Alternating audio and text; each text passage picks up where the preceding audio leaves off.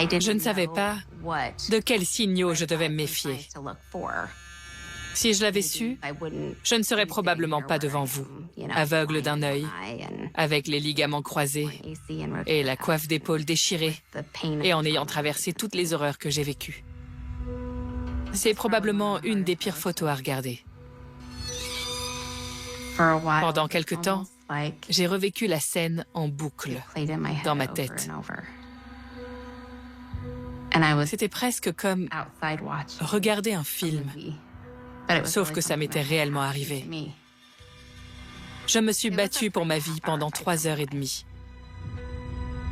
Je me rappelle encore le bruit que le couteau a fait en s'enfonçant dans mon crâne. J'ai pensé que ma dernière heure était arrivée et que j'allais rencontrer mon Créateur. Si je ne m'étais pas battue comme jamais, je ne serais plus là aujourd'hui.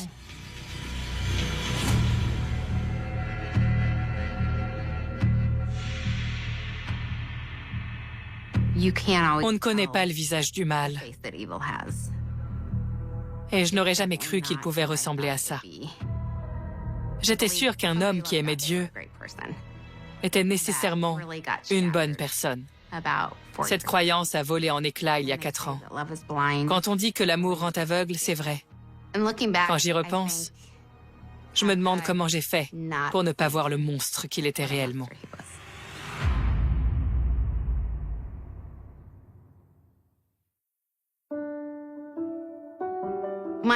Toute ma vie, j'ai rêvé du mariage tel que présenté dans la Bible. J'étais inscrite sur des sites de rencontres et j'ai toujours précisé que je cherchais un homme croyant qui vivait selon les préceptes de Dieu.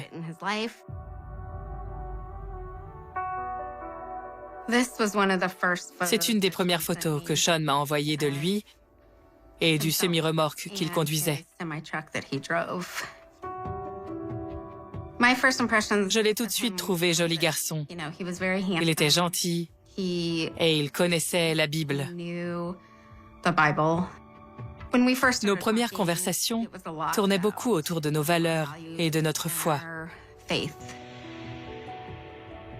Il m'a dit qu'il allait à l'église régulièrement, qu'il faisait des courses pour les personnes âgées et qu'il était très impliqué dans la vie de sa paroisse. Il a réussi haut la main tous les petits tests que je lui ai fait passer. Et il cochait toutes les cases pour que j'aie envie d'aller plus loin avec lui.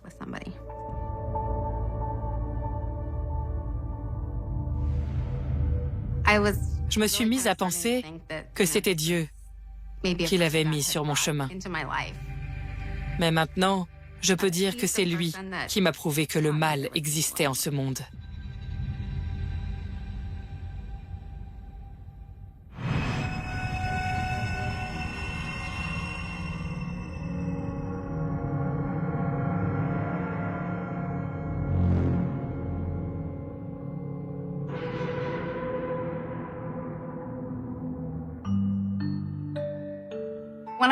Le jour d'un de nos premiers rendez-vous, ma paroisse organisait ce qu'ils appelaient le week-end des bons voisins, où tout le monde va aider le voisinage.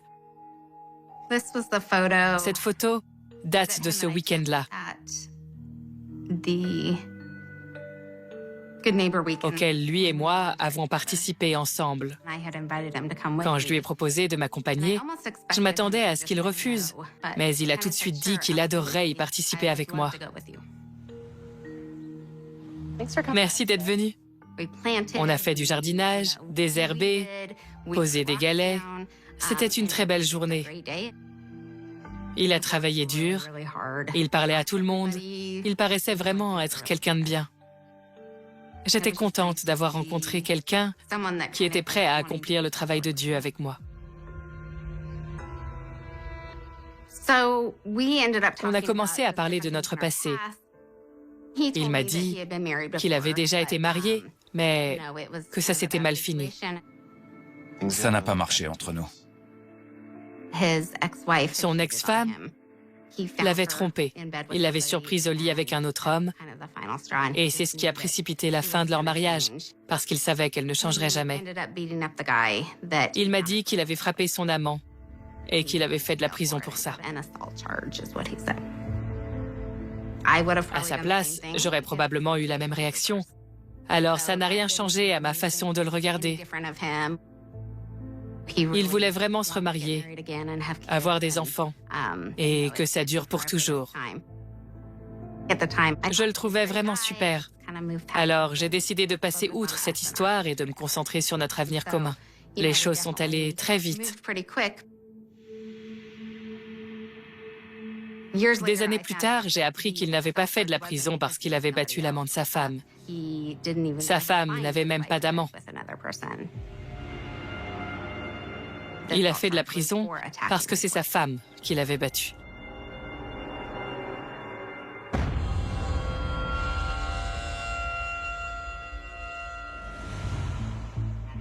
Je ne savais pas à quoi devait ressembler une relation normale, car je n'ai jamais eu de père.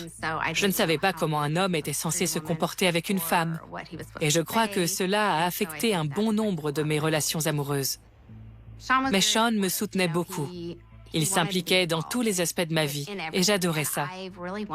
Je voulais quelqu'un qui s'intéresse à ma vie. C'est presque tout ce que je demandais à celui qui allait devenir mon plus un. Mais Sean n'avait pas d'amis avec qui sortir de temps en temps. Nous n'étions toujours que tous les deux. Et sans que je m'en aperçoive, il m'a progressivement isolée de tout mon entourage. Ce n'était pas de grosses disputes, mais j'ai vite compris que Sean avait toujours le dernier mot. Un jour, il travaillait à l'étage quand quelqu'un a frappé à la porte. C'était un artisan. Je suis allée chercher Sean, qui ne l'avait pas entendu. Il s'est entretenu un peu avec lui. Ouais, merci. Puis l'artisan est parti, puisqu'il avait obtenu ce qu'il voulait. Qu'est-ce qui t'a pris? Sean a commencé à me crier dessus. Il ne voulait pas que j'ouvre la porte s'il n'était pas à côté de moi, parce qu'on ne pouvait pas savoir qui était de l'autre côté. Il disait qu'il ne me faisait pas confiance avec quelqu'un d'autre dans la maison. Il m'a interdit de faire entrer un autre homme à la maison s'il n'était pas là. Peu importe que ce soit des artisans qui avaient du travail à faire, s'ils n'étaient pas là, je ne devais pas leur ouvrir. Il criait très près de mon visage, puis il est retourné à l'étage. Sa colère m'a prise par surprise, mais à l'époque, j'étais convaincue qu'il essayait de me protéger.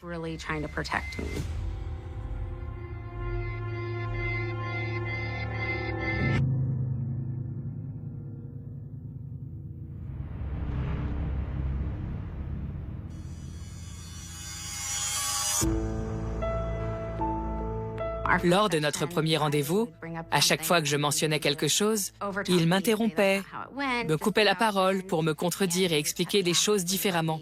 Je n'arrivais pas à parler à la thérapeute. Il ne me laissait pas faire. Je ne racontais rien correctement. Il me corrigeait systématiquement. On a eu quelques... Écoutez, Je me souviens qu'après environ 45 minutes, la thérapeute nous a arrêtés pour nous dire qu'elle nous déconseillait d'aller plus loin dans nos projets de mariage.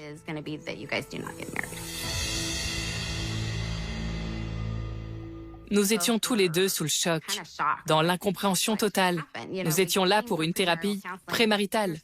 La thérapeute était censée nous donner les outils pour avoir un mariage heureux. J'avais l'impression qu'elle n'était pas légitime pour nous donner ce conseil, car elle ne nous connaissait pas encore. À ce moment-là, on s'entendait bien. On allait à l'église tous les deux, on priait et on lisait la Bible ensemble. À la fin du rendez-vous, Sean est allé aux toilettes et je me rappelle que la thérapeute m'a prise à part. Elle m'a dit qu'elle n'avait pas l'impression que c'était un homme pour moi. Je lui ai demandé ce qu'elle voulait dire et elle m'a répondu que selon elle, nous ne devrions pas être ensemble.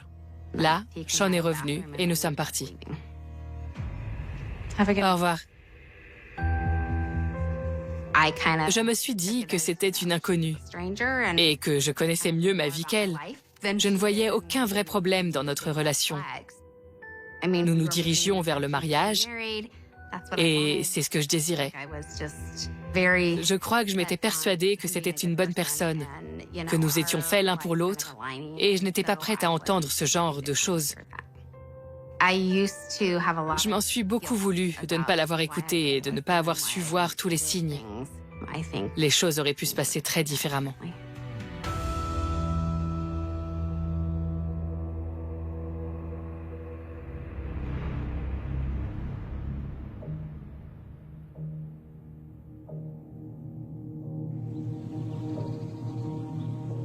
Puis Sean s'est mis à exploser de plus en plus souvent. Il ne savait plus contenir sa colère. Ça a commencé à m'inquiéter. On se disputait de plus en plus. On avait de plus en plus de points de friction. J'ai commencé à me demander si c'était vraiment le genre de relation que je voulais entretenir. Je lui ai dit qu'il allait peut-être falloir qu'on parle de ce que la thérapeute nous avait dit si on voulait continuer à avancer ensemble. Je suis même allée jusqu'à laisser entendre que puisque les choses se passaient mal, il allait peut-être falloir qu'on se sépare.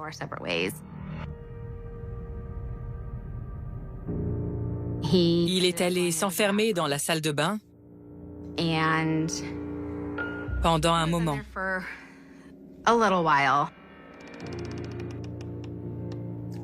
Puis je l'ai entendu ouvrir la porte. Et quand il est sorti, j'ai vu qu'il saignait du coude jusqu'au poignet. C'était terrifiant. Qu'est-ce que t'as fait? Il m'a dit qu'il s'était ouvert le bras avec un ouvre-boîte. Il était très énervé. Il est sorti de la maison et il est parti en voiture. J'étais sous le choc. Je ne savais pas du tout quoi faire, alors j'ai appelé sa mère. Et c'est là que celle-ci m'a dit de fuir. Quand je lui ai demandé des explications, elle m'a répondu qu'elle n'avait rien à ajouter. Et elle a raccroché.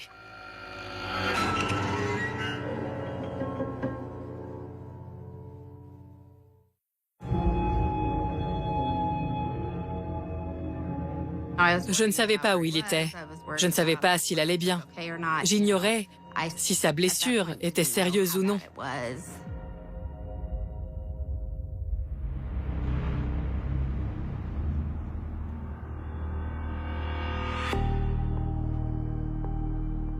J'étais sur le canapé quand il est rentré.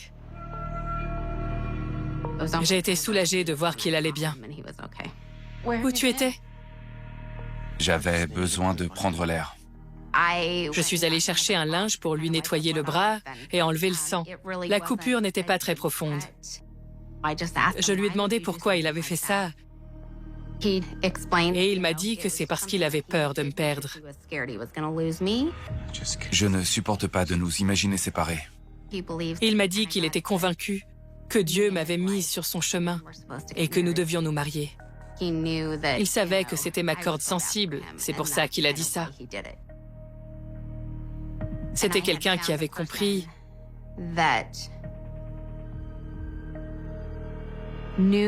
comment manipuler et piéger une personne vulnérable qui rêvait d'avoir une relation amoureuse. Quand j'y repense, j'ai envie de me crier « Mais pourquoi tu restes ?» Mais c'est plus difficile quand on le vit. On n'a pas le recul nécessaire, mais a posteriori, je vois tout. On est fait pour être ensemble. Ta mère n'est pas d'accord. Je lui ai raconté que j'avais appelé sa mère et qu'elle m'avait dit de fuir. Je lui ai demandé pourquoi elle avait dit ça. Il m'a répondu qu'il n'était pas surpris, qu'elle faisait toujours ça. Elle essayait toujours de saboter les choses positives qui lui arrivaient dans la vie. Il a abusé de ma compassion. Mon envie d'avoir une relation qui fonctionne m'a poussé à faire l'impasse sur les doutes que je ressentais. Ne la laisse pas s'immiscer entre nous. Je n'en reviens pas de l'avoir cru et de ne pas avoir compris qu'il me manipulait.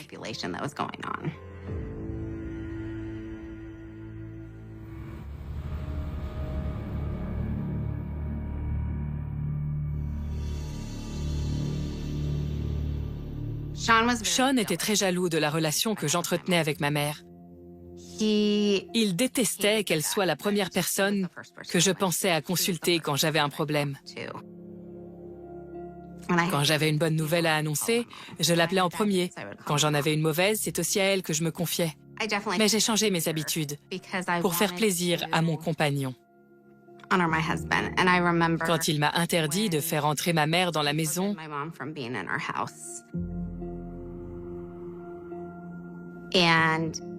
au lieu de la défendre elle, j'ai cherché à lui faire plaisir à lui. Je me souviens que je retrouvais ma mère sous le porche devant la maison. S'il était là, je ne la laissais pas entrer pour maintenir le calme et ne pas la mettre dans une situation potentiellement hostile où ils pourraient se disputer. Je regrette vraiment de ne pas m'être davantage battue pour protéger ma relation avec ma mère et de l'avoir laissé dicter quand et où je pouvais la voir ou non.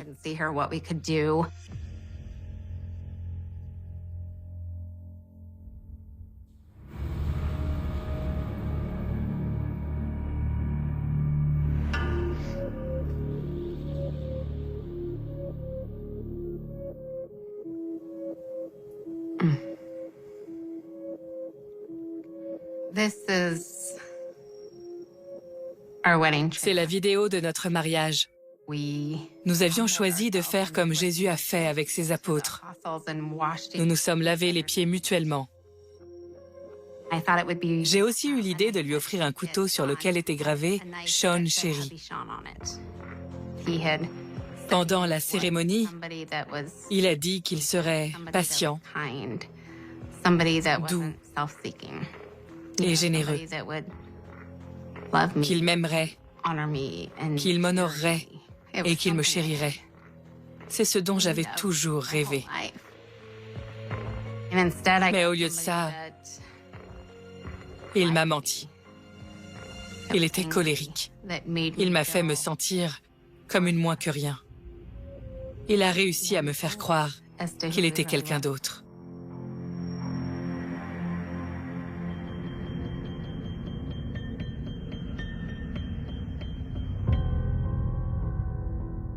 Nous voulions vraiment avoir une relation sanctifiée par Dieu. Alors, nous avions attendu d'être mariés pour faire l'amour. Mais ça n'a pas été les relations intimes et romantiques que j'espérais. On faisait l'amour alors que je n'en avais pas envie. Je me rappelle un soir, j'étais épuisée et je voulais simplement dormir. Lui voulait qu'on fasse l'amour. Il a commencé à m'embrasser dans le cou. Je lui ai dit non, que j'étais trop fatiguée. Alors il a choisi de me faire culpabiliser en me disant que quelque chose clochait chez moi. Il a dit que je ne remplissais pas mon devoir conjugal et que j'étais une mauvaise épouse. Il savait que me dire ça me ferait beaucoup de mal. Je voulais être une bonne épouse et le rendre heureux. Je me revois le laisser m'allonger sur le lit où je suis restée sans bouger. Et je peux dire qu'il n'a pas été tendre. J'avais les yeux pleins de larmes et je me demandais si c'était vraiment ça, faire l'amour. Je me sentais mal, mais je me disais que le laisser faire faisait de moi une bonne épouse. C'était techniquement un viol et rien ne devrait ressembler à ça dans un couple heureux. Mais bibliquement, je n'avais aucune raison de le quitter. Il ne m'avait pas trompée, il ne m'avait pas fait de mal physiquement. On s'était engagé pour le meilleur et pour le pire. Et on traversait simplement le pire.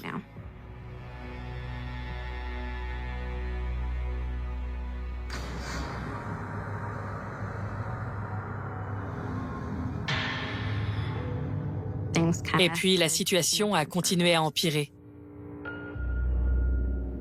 Il n'aimait pas mettre les choses à plat et discuter. Il préférait se mettre en colère, crier et tourner les talons. J'ai fini par remarquer qu'à chaque fois qu'il s'énervait, il disparaissait au sous-sol. Un soir, Nous avons eu une énorme dispute. Et comme d'habitude, il est parti au sous-sol. Il y a passé la soirée avant de remonter pour partir travailler. Je suis descendue pour voir et j'ai découvert un gros punching ball noir avec mon prénom tagué à la bombe dessus, Sarah.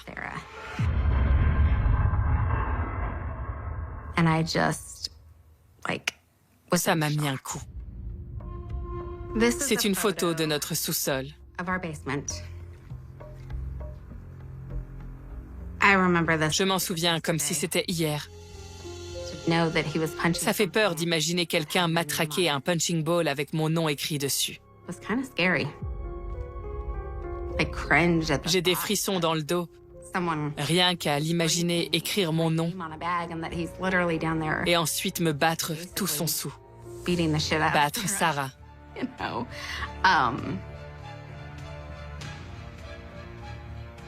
Il faut être tordu. Et quand bien même j'avais trouvé ça au sous-sol, j'étais convaincue qu'il ne me ferait jamais de mal. Je me trompais.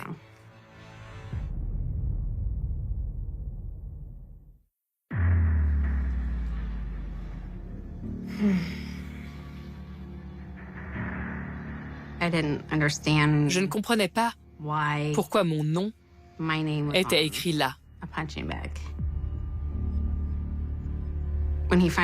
Quand il est rentré, je lui ai posé la question. Et comme d'habitude, il a esquivé. Il a dit que c'était pas si grave. Il a aussi dit qu'il valait mieux qu'il frappe le sac plutôt que moi. Et je me suis dit que c'était assez logique. Nous avions signé un contrat en nous mariant. Et je ne pouvais pas me résoudre à le quitter.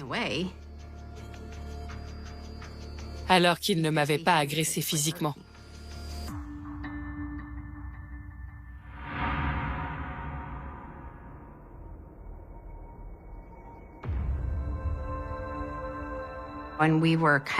Nous n'étions plus autant en phase qu'au début. C'est comme si je ne pouvais plus rien dire ou faire qui trouve grâce à ses yeux. Nous faisions moins l'amour.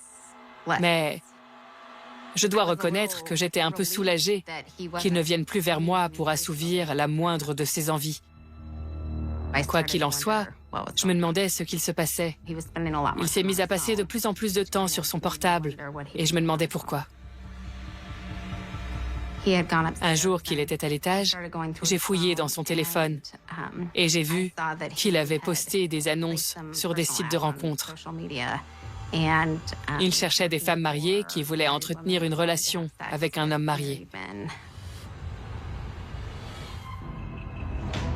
Il y a une femme avec laquelle il avait beaucoup échangé et à qui il avait écrit « Bête avec moi pour que ma femme nous surprenne et qu'elle me quitte ». Ça ne m'a pas fait grand-chose, car ça n'allait plus entre nous. Mais je savais aussi que c'était mal, parce qu'on était mariés. Je lui ai parlé de ces annonces. Et il m'a dit que c'est parce qu'il se sentait seul. Il n'avait rencontré aucune femme, et il n'avait rien fait avec personne. Encore une fois, selon lui, ce n'était pas grand-chose. Il avait toujours une excuse ou une bonne raison, quelle que soit la situation. Il n'était pas le bon chrétien que je croyais, ni celui pour lequel il essayait de se faire passer. Même si on allait à l'église tous les dimanches, il ne mettait pas les préceptes chrétiens en pratique dans sa vie quotidienne. J'ai commencé à comprendre que beaucoup de choses qu'il me disait étaient en fait des mensonges. C'est à ce moment-là que je me suis dit que les choses devaient changer et que j'ai décidé d'aller vivre chez ma mère quelque temps. J'étais convaincue que Dieu ne voulait pas que je reste dans cette situation.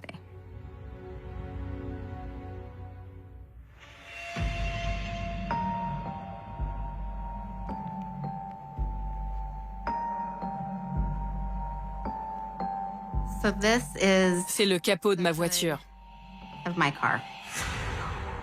Je lui ai dit que j'allais passer la chercher. Quand je suis arrivée, j'ai vu qu'il l'avait rayée sur les deux ailes, de l'avant jusqu'au coffre, et qu'il avait écrit « Salope » sur le capot. Ça m'a retourné le ventre. Je ne comprends pas quel genre de personne est capable de faire ça à la voiture de son compagnon ou de sa compagne. Ça montre juste à quel point il était vindicatif et tordu. Il savait pertinemment ce qu'il faisait lorsqu'il a agi.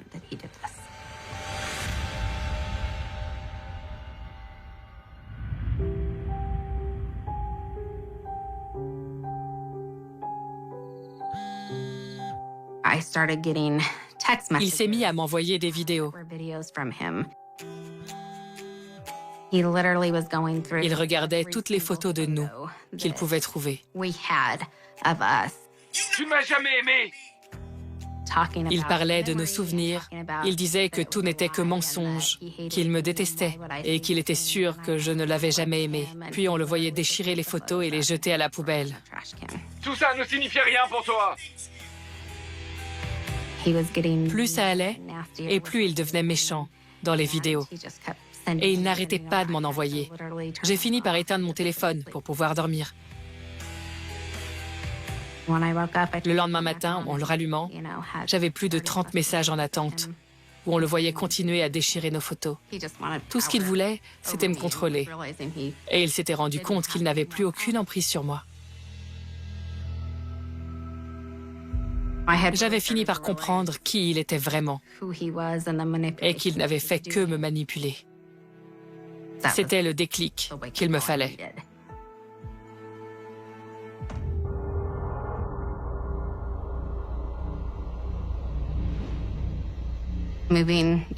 Quitter l'Indiana pour m'installer en Arizona m'a rendu ma liberté. Et je croyais qu'une fois que j'aurais réussi à mettre de la distance physique entre nous, il finirait par me laisser tranquille. Mais je me trompais. J'avais fini par vivre recluse et isolée, alors je devais retrouver quelles étaient mes passions et mon but dans la vie. Je n'avais plus personne pour m'interdire de voir qui que ce soit. Je pouvais faire des choses avec mes amis si j'en avais envie, et je m'étais lancée dans une sorte de quête de développement personnel. J'avais déjà fait de la photo, alors j'ai décidé de mettre mes réseaux sociaux à jour et de me présenter en tant que photographe. Un jour, j'ai reçu un message de quelqu'un qui voulait faire une séance photo de fiançailles. Mais l'endroit qu'ils avaient choisi était assez loin. En cherchant, j'ai vu qu'il fallait faire une rando de presque 4 kilomètres pour atteindre le lieu. Alors j'ai fait un devis très élevé car je devais transporter mon équipement et je ne suis pas une grande marcheuse. J'ai été très surprise lorsqu'ils ont accepté le devis. Un peu après, j'ai reçu un autre message où ces gens me disaient connaître des amis de mon mari, que c'était un type formidable et qu'ils ne comprenaient pas pourquoi j'avais choisi de le quitter. Immédiatement, je me suis dit que c'était Sean lui-même. Je croyais qu'en partant, je lui avais fait comprendre que c'était terminé pour de bon. Mais non. Il refusait de me laisser tranquille. J'ai inventé un prétexte pour ne pas faire la séance photo. Connaissant Sean et tout ce qu'il a fait par le passé, je n'ai aucun doute qu'il aurait pu faire tout ça pour savoir où j'en étais dans ma vie. Quand j'y repense, je me dis que je ne suis pas passée loin de la mort. Il aurait parfaitement pu réussir à m'attirer là-bas, ou il aurait pu me tuer sans difficulté.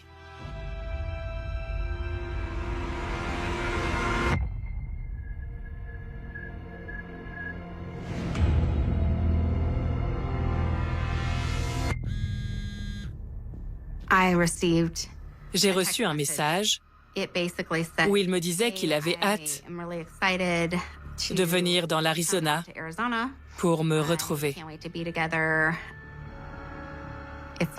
C'était comme si tout allait bien et que rien ne s'était passé. Il allait débarquer et reprendre sa vie avec moi. Je n'ai répondu que le lendemain, en lui disant que je n'avais aucunement l'intention de me remettre avec lui. Il a essayé de me convaincre que c'était Dieu qui lui avait dit que nous devions nous remettre ensemble.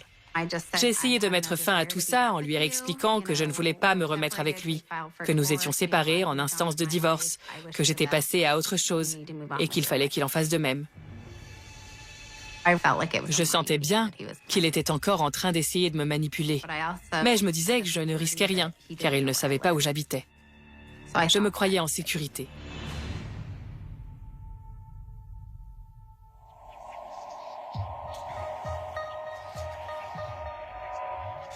Mais il m'a dit qu'il savait où je vivais et il m'a envoyé cette photo. Je n'en revenais pas.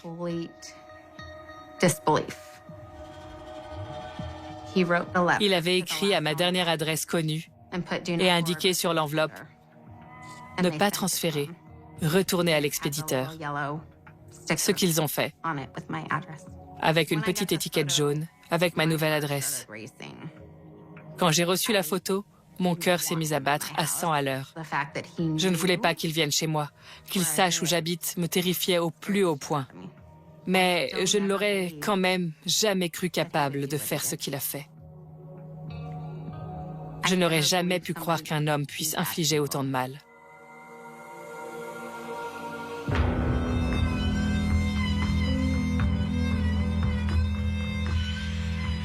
Le 15 septembre 2018 au matin, je venais de finir de me préparer pour sortir. Quand j'ai ouvert la porte, Sean se tenait devant moi.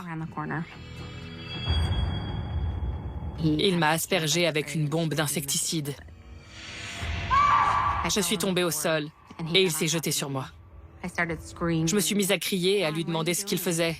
Je n'arrêtais pas de lui dire d'arrêter. Il m'a dit qu'il me suivait et m'observait depuis des semaines. Il m'a dit qu'il était malheureux et qu'il ne supportait pas de me voir heureuse. Il voulait mettre un terme à tout ça. Il a sorti un couteau et il m'a demandé si je le reconnaissais. C'était celui que je lui avais offert lors de notre mariage et sur lequel j'avais fait graver « Sean, chéri ». Il m'a ensuite dit qu'il allait me tuer, me dépecer, me fourrer dans une valise, avant de se jeter en voiture du haut d'une falaise pour se suicider. Et je n'ai eu aucun mal à croire qu'il en avait parfaitement l'intention. Je craignais pour ma vie. Je savais que j'allais devoir me battre de toutes mes forces pour survivre.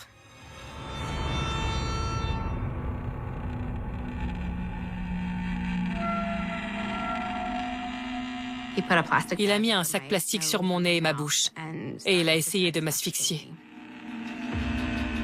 Selon lui, on devait rester mariés pour toujours, et il ne supporterait pas de me voir heureuse avec un autre homme, de me voir avoir un enfant avec un autre homme.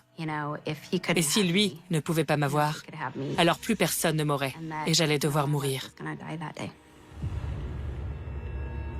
Je me rappelle avoir senti quelque chose passer sous mon œil. Je n'ai pas vu ce que c'était, à cause du sac plastique qu'il m'avait mis sur le visage. Mais je me rappelle avoir entendu craquer, et je n'oublierai jamais ce son. Tout à coup, je n'ai plus rien vu de mon œil droit. Et j'ai ressenti une douleur comme je n'en avais jamais connue auparavant. Je ne savais pas ce qui s'était passé entre le sac plastique qui m'empêchait de voir et lui qui pesait de tout son poids sur moi. En tout cas, j'ai saisi l'objet, je l'ai retiré et je l'ai jeté. Je me revois essayer d'enlever le sac plastique qui se collait toujours un peu plus à mon visage, au rythme de ma respiration. Il voulait vraiment m'asphyxier. Et petit à petit, Ma respiration est devenue plus superficielle. Mon corps est devenu léthargique. Et je me souviens avoir pensé que mon heure était venue et que j'allais rencontrer mon Créateur.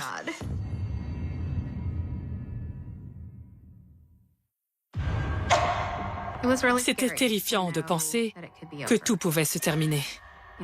J'avais l'impression de ne pas avoir encore vécu tout ce que j'avais à vivre. Me battre pour respirer et sentir mon corps s'affaiblir est vraiment l'expérience la plus traumatique que j'ai jamais vécue. Puis je me suis rappelé que si je mourais, ma mère se retrouverait seule et aurait perdu sa fille unique. Et ça m'a redonné la volonté de me battre. Et j'ai réussi à le repousser. J'ai arraché le sac et j'ai enfin pu respirer à plein poumon. Mais je me demandais encore comment lui échapper. J'avais beau avoir hurlé, personne n'était venu. Je lui ai demandé pourquoi il faisait ça. Il m'a répondu que selon lui, on était censé passer toute notre vie ensemble jusqu'à ce que la mort nous sépare. Et la mort allait m'emporter ce jour-là. J'essayais de comprendre ce qu'il cherchait. J'essayais de rentrer dans sa tête pour me sauver. C'est très difficile d'essayer de penser comme quelqu'un de fou. Je voulais vraiment comprendre où il essayait d'aller, afin de pouvoir lui dire ce qu'il voulait entendre.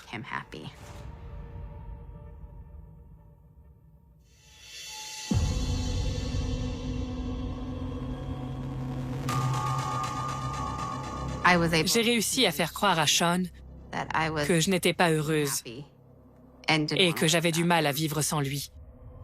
Que tout ça n'était qu'une façade, qu'il me manquait beaucoup, que je l'aimais toujours et que je voulais me remettre avec lui. Je lui ai proposé d'aller manger une glace. C'était ce qu'on avait l'habitude de faire avant. J'avais réussi à le calmer. Il a accepté, mais il m'a dit qu'avant, il voulait qu'on refasse l'amour. J'ai réfléchi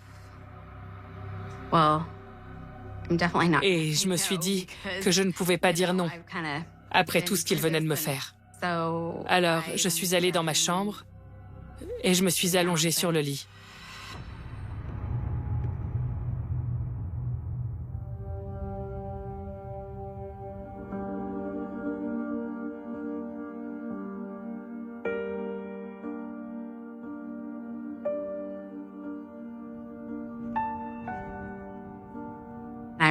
Depuis la voiture, j'ai vu un groupe de gens. Et je me suis dit que c'était ma seule chance de m'en sortir. Si je ne sortais pas de la voiture à ce moment-là, c'en était fini de moi. J'ai saisi la poignée de la portière, elle s'est ouverte et j'ai couru aussi vite que possible dans leur direction. Je leur ai demandé de l'aide en leur disant qu'ils venaient de me poignarder et de me violer. Sean a redémarré à toute vitesse.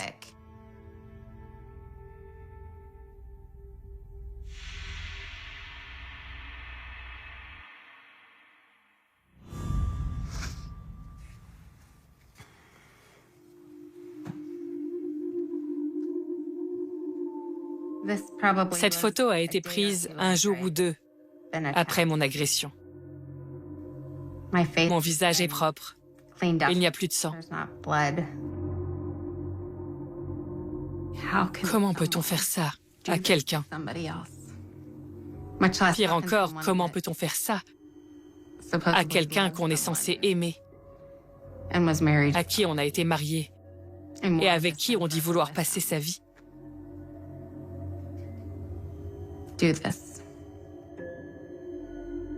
Il avait avec lui le nécessaire du parfait meurtrier.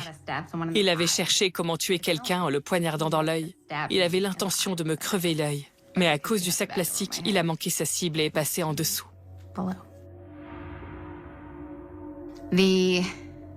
La cicatrice que j'ai, c'est là où le couteau est rentré. Il m'a cassé l'orbite.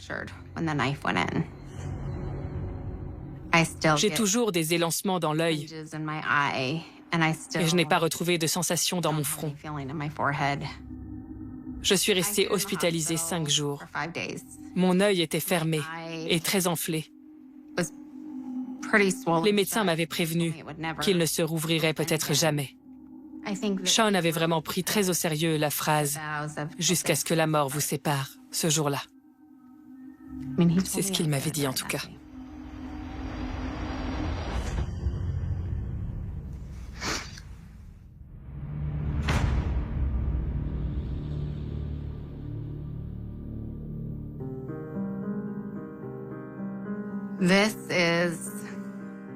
C'est une photo de Sean dans la tenue qu'il portera pour le restant de ses jours. Il déteste le orange. C'est assez ironique qu'ils doivent en porter tous les jours maintenant. J'espère que quelqu'un sera un jour aussi cruel avec lui qu'il l'a été avec moi.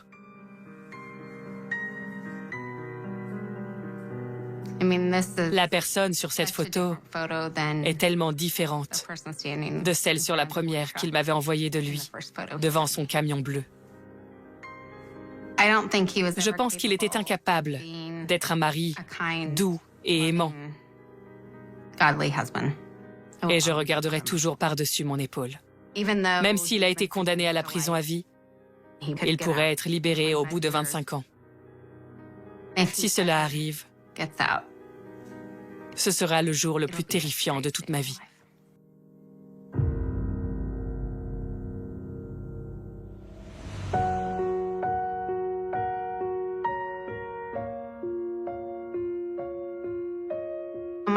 Ma foi est plus forte que jamais. Dieu m'a permis de me servir de cette horrible expérience pour aider d'autres personnes qui se trouveraient dans des situations potentiellement similaires. Je m'en veux quand je pense que si j'avais eu la force de le quitter plus tôt, je verrais peut-être toujours normalement et je ne vivrais pas avec des douleurs constantes. Mais maintenant, mon rôle, c'est d'aider les autres et de parler de ces situations.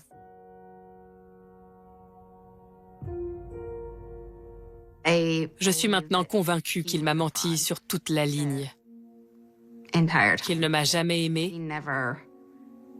et qu'il ne cherchait pas la même chose que moi dans cette relation. Ne pas avoir eu de figure paternelle ne m'a pas permis de savoir à quoi ressemblait une relation amoureuse saine, et cela a fait de moi quelqu'un de très vulnérable. Il avait trouvé une proie en moi, et je n'ai pas été assez forte pour le quitter au premier signe de mauvais traitement.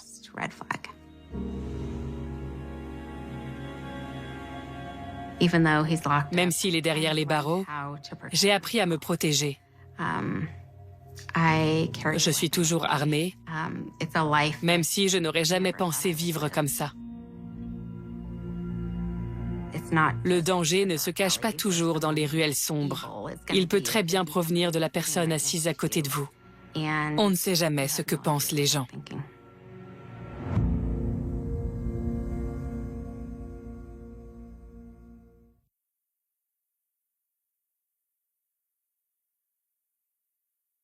La nuit commence toujours de la même manière dans les cold cases.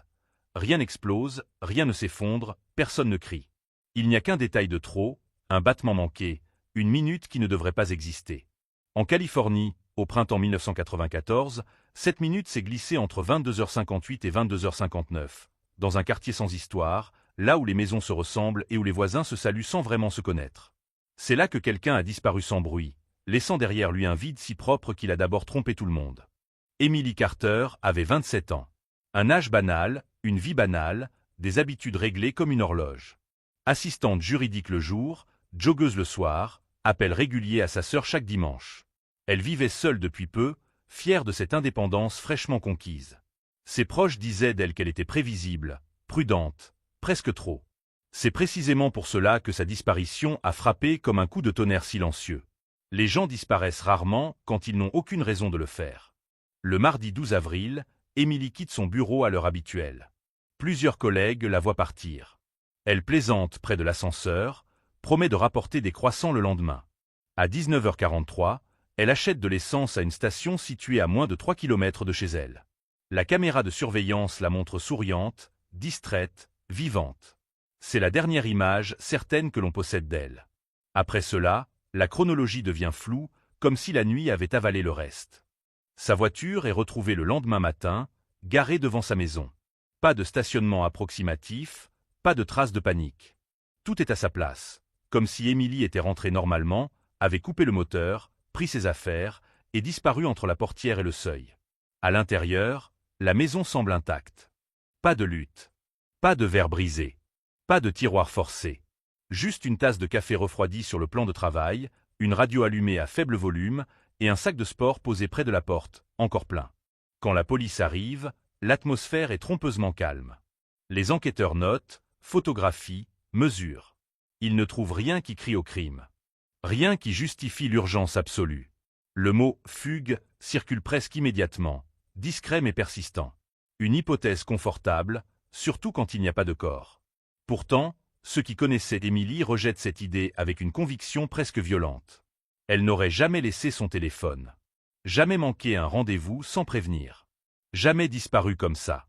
Les premières 48 heures passent, cruciales, et déjà le temps joue contre l'enquête. Les voisins sont interrogés. Certains se souviennent d'un bruit de moteur tardif. D'autres jurent n'avoir rien entendu. Une femme mentionne une silhouette près de la maison, mais elle n'est pas sûre. Elle n'a jamais été sûre. Dans les cold cases, l'incertitude est un poison lent. Elle affaiblit chaque témoignage, chaque souvenir, jusqu'à ce que la vérité se dissolve dans le doute. Les médias locaux s'emparent de l'affaire. Les titres s'alignent, jeune femme portée disparue, aucun signe d'effraction, la communauté sous le choc. Les visages des voisins apparaissent à l'écran, graves, incrédules. Les parents d'Emily donnent une conférence de presse, la voix tremblante, répétant son nom comme un appel lancé dans le vide. La ville retient son souffle, convaincue que tout va se résoudre rapidement. Les disparitions, pense-t-on, finissent toujours par s'expliquer.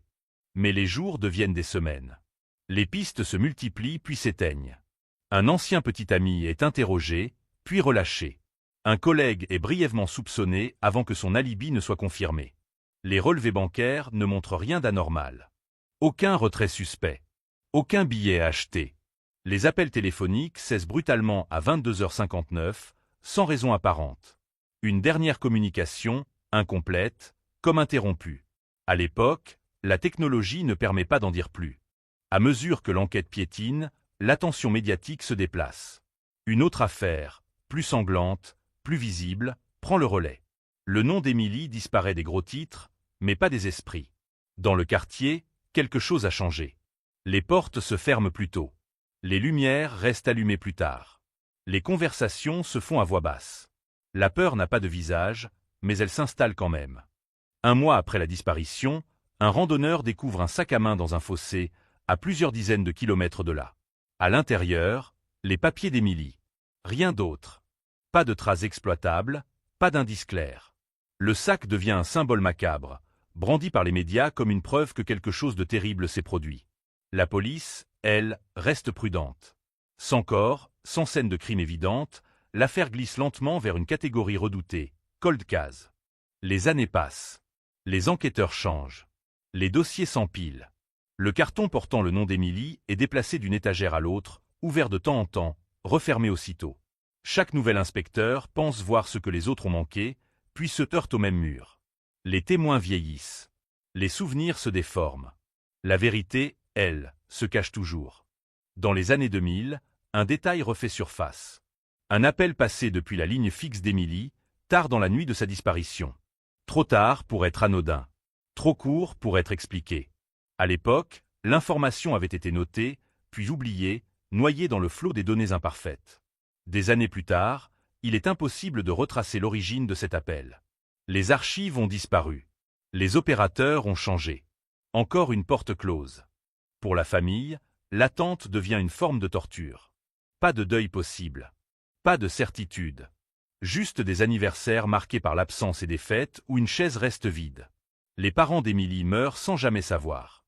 Sa sœur continue d'espérer, même quand l'espoir devient douloureux. Dans les cold cases, Le temps ne guérit rien. Il étire simplement la souffrance. À la fin des années 2010, l'affaire connaît une résurgence inattendue. Podcasts, documentaires, forums en ligne. Une nouvelle génération découvre le nom d'Emily Carter. Les questions ressurgissent. Comment une femme peut-elle disparaître ainsi? Comment une maison peut-elle rester intacte après un crime invisible? Les spéculations fleurissent. Enlèvement cible. Erreur fatale. Complice jamais identifié. Chaque théorie ajoute une couche supplémentaire de mystère. La police envisage des analyses ADN modernes.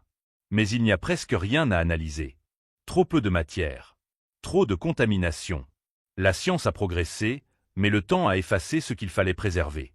Les enquêteurs parlent de frustration, de regrets, de secondes chances manquées. Dans les cold cases, la technologie arrive souvent trop tard. Aujourd'hui encore, la maison existe. Les murs ont été repeints. Les meubles ont changé. De nouveaux habitants y vivent, parfois sans connaître toute l'histoire. Mais certains voisins affirment ressentir une étrange tension en passant devant, comme si le lieu refusait d'oublier. Les cold cases ont cette capacité troublante. Ils s'accrochent au lieu, aux mémoires, au silence. Et quelque part, entre une caméra de surveillance figée en 1994 et un appel téléphonique jamais expliqué, l'ombre d'Emily Carter continue de planer. Pas comme un fantôme, mais comme une question sans réponse. Une absence qui accuse. Une nuit californienne qui n'a jamais vraiment pris fin. Parce que tant que personne ne saura ce qui s'est passé entre cette portière refermée et cette maison silencieuse, le cold case restera ouvert, et le silence, lui, continuera de parler. Le temps a cette cruauté particulière dans les cold cases. Il n'efface pas les faits, il les use. Il les polit jusqu'à ce qu'ils deviennent lisses, difficiles à saisir, presque agréables à regarder de loin, comme une tragédie ancienne que l'on croit comprendre alors qu'elle nous échappe encore. En Californie, après la disparition d'Emily Carter, le choc initial s'est transformé en une inquiétude sourde, permanente, qui s'est insinuée dans les conversations, dans les habitudes, dans la façon même dont les gens regardaient leurs voisins. Les premiers mois ont laissé place à une routine étrange. Les patrouilles passaient toujours devant la maison, plus par réflexe que par espoir. Les enquêteurs relisaient les rapports, encore et encore, à la recherche d'un détail mal interprété. Rien ne criait la vérité. Tout murmurait le doute. Dans les cold cases, le doute est omniprésent. Il s'infiltre dans chaque ligne, chaque témoignage, jusqu'à rendre toute certitude suspecte. Un élément pourtant continuait de déranger les esprits les plus attentifs, l'absence totale de chaos. Les enlèvements laissent presque toujours une trace, un objet déplacé, une résistance, un instant de panique. Ici, rien. Comme si Emily avait ouvert la porte à quelqu'un qu'elle connaissait. Comme si elle avait fait confiance. Cette idée, simple en apparence, devenait terrifiante à mesure qu'on l'explorait. Si elle connaissait la personne, alors le danger n'était pas extérieur. Il était déjà là, intégré au quotidien. Les enquêteurs ont repris la liste des proches. Collègues, amis, voisins, connaissances lointaines. Chaque nom était disséqué, chaque alibi vérifié, parfois plusieurs fois. Un collègue de bureau, réputé discret, a été interrogé pendant des heures. Son emploi du temps était impeccable. Trop impeccable. Mais aucune preuve ne venait fissurer sa version. Un voisin célibataire, vivant à 2 maisons de là, attirait les soupçons par son isolement. Les fouilles n'ont rien donné. Dans les cold cases, les suspects glissent entre les doigts comme du sable. La sœur d'Emily se souvenait d'un détail qu'elle n'avait jamais jugé important sur le moment. Quelques semaines avant la disparition, Emily avait mentionné un appel étrange, tardif, sans message. Une voix silencieuse à l'autre bout de la ligne. À l'époque, elles avaient ri, parlant d'une erreur de numéro. Des années plus tard, ce souvenir prenait une teinte différente, plus sombre. Mais sans enregistrement, sans trace, ce n'était qu'une sensation. Et les sensations ne font pas avancer les enquêtes. Le quartier, lui, se repliait sur lui-même. Les gens évitaient de sortir tard. Les enfants n'étaient plus autorisés à jouer seuls dehors. Chaque bruit nocturne devenait suspect. Les cold cases contaminent les communautés. Ils transforment des lieux ordinaires en terrains minés par l'imagination. La peur ne se manifeste plus par des cris, mais par des habitudes modifiées, des regards méfiants, des silences prolongés. 1 an après la disparition, une lettre anonyme arrive au commissariat. Pas de menace directe. Pas d'aveu clair. Juste une phrase maladroitement écrite, « Vous cherchez au mauvais endroit ». L'enveloppe ne porte pas d'empreintes exploitables. Le papier est banal. L'encre aussi. Certains enquêteurs pensent à un canular. D'autres y voient un message authentique, une tentative de diversion ou de provocation. La lettre rejoint le dossier, ajoutant une couche supplémentaire d'ambiguïté. Les médias, flairant un regain d'intérêt, relancent l'affaire. Les titres parlent désormais de mystères persistants, de cold case troublants. Des spécialistes sont invités sur les plateaux pour analyser, théoriser, combler les vides. Chaque intervention semble apporter une nouvelle hypothèse, jamais une réponse. Enlèvement opportuniste. Crime premedite. Accident maquillé. À force de scénarios, la réalité se perd dans un brouillard narratif. À mesure que les années passent, les preuves potentielles se dégradent. Les cassettes audio des appels téléphoniques sont effacées. Les relevés papier jaunissent. Des boîtes entières de documents sont déplacées lors d'un déménagement du commissariat. Rien n'est officiellement perdu, mais beaucoup devient inutilisable. Les cold cases sont souvent victimes de cette lente érosion bureaucratique, invisible mais implacable. Au début des années 2000, un nouveau détective reprend le dossier. Il n'a pas connu l'époque, pas vécu l'émotion initiale. Pour lui, tout est froid, clinique. Il remarque une incohérence dans les horaires. Un voisin affirmait avoir vu une lumière s'éteindre bien après minuit, alors que la police avait estimé la disparition plus tôt. À l'époque, ce détail avait été écarté. Trop vague. Trop incertain. Le détective tente de retrouver ce voisin. Il a déménagé. Plus aucune trace. Chaque tentative de réouverture semble raviver la douleur sans apporter de soulagement. La sœur d'Émilie participe à des réunions de familles de disparus. Elle écoute des histoires similaires, toutes différentes, toutes terriblement familières. Dans ces récits, il y a toujours ce moment précis où la vie bascule, sans bruit, sans témoin, laissant derrière elle un trou béant. Les enquêteurs savent que la vérité existe quelque part. Elle n'a pas disparu. Elle est simplement hors de portée. Peut-être enfermée dans la mémoire de quelqu'un qui a choisi le silence. Peut-être dissoute dans le temps. Les cold cases sont des affrontements entre la persistance humaine et l'indifférence du monde. Et souvent, le monde gagne. Vers la fin des années 2000, une rumeur circule discrètement. Un homme, arrêté pour une affaire sans lien apparent, aurait évoqué une femme disparue dans les années 90. Rien de précis. Aucun nom. Aucune localisation. Les enquêteurs interrogent l'individu. Il se rétracte. Dit qu'il parlait sous la pression. Encore une impasse. Encore une fausse lueur.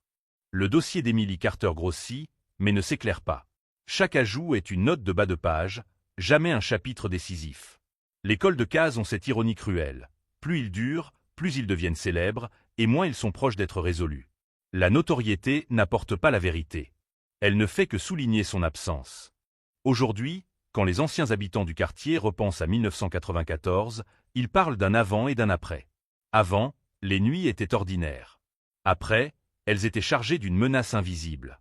Le nom d'Emily Carter est devenu une référence, presque un avertissement silencieux. Une histoire que l'on raconte à demi-mot, comme pour conjurer le sort. Et quelque part, dans cette accumulation de détails incomplets, de souvenirs déformés et de preuves manquantes, une certitude s'impose lentement. Ce qui est arrivé à Emily n'était pas un accident du hasard. Quelqu'un savait exactement ce qu'il faisait. Quelqu'un a profité de la confiance, du silence, de la banalité. Et tant que cette personne ne sera pas identifiée, le cold case continuera de respirer, discret mais tenace, rappelant à tous que certaines nuits ne se terminent jamais vraiment. Le temps, dans ce cold case, semblait s'étirer, se dilater, comme pour punir ceux qui tentaient de comprendre. Chaque nouvelle enquête ravivait les souvenirs, mais sans jamais donner de réponse. Dans les rues de Rancho Cordova, les lampadaires projetaient des ombres longues sur les trottoirs, et les habitants continuaient à chuchoter des histoires d'Emily comme si le simple fait de prononcer son nom pouvait réveiller les événements de cette nuit fatidique de 1994. Les enquêteurs, eux, s'étaient succédés, chacun pensant être celui qui allait percer le mystère. Tous avaient échoué. Tous avaient constaté que la vérité, dans les cold cases, n'apparaît pas sur les clichés, ne s'inscrit pas dans les rapports, elle glisse, silencieuse, invisible, comme si elle jouait à cache-cache avec ceux qui la cherchent. Un détail revient constamment dans les rapports que le nouveau détective étudie. La montre d'Emily, une pièce en or qu'elle portait toujours, n'a jamais été retrouvée. Pas de bijoux dispersés dans la maison. Pas de vol apparent. Rien. Cela devient un motif récurrent, un symbole silencieux de l'intrusion dans sa vie, comme si le temps lui-même avait été subtilisé. Les voisins se souviennent vaguement d'un moteur qui s'éteint dans la nuit, d'une silhouette glissant entre les ombres, mais les souvenirs sont fragmentaires. Dans les cold cases, la mémoire humaine est un piège. Elle se transforme, se corrompt, invente parfois ce que la réalité a refusé de révéler. La sœur d'Emily raconte encore et toujours la même histoire à quiconque veut écouter. Elle parle d'un détail qui l'a toujours tourmentée. Quelques jours avant la disparition, Emily semblait distraite, préoccupée. Elle avait mentionné avoir reçu un appel étrange. La nuit, sur son téléphone fixe, une voix sans mots, juste un souffle, un murmure. La sœur pensait alors à une erreur de numéro, un jeu de téléphone, quelque chose de banal.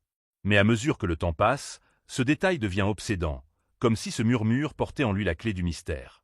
Les enquêteurs relisent les rapports. Ils recomposent la chronologie. 22H58, Station Service. 22h59, dernière vue sur la caméra de surveillance. 23h05, lumière éteinte chez elle, maison silencieuse. Pas d'effraction. Pas de lutte. Un effacement méthodique.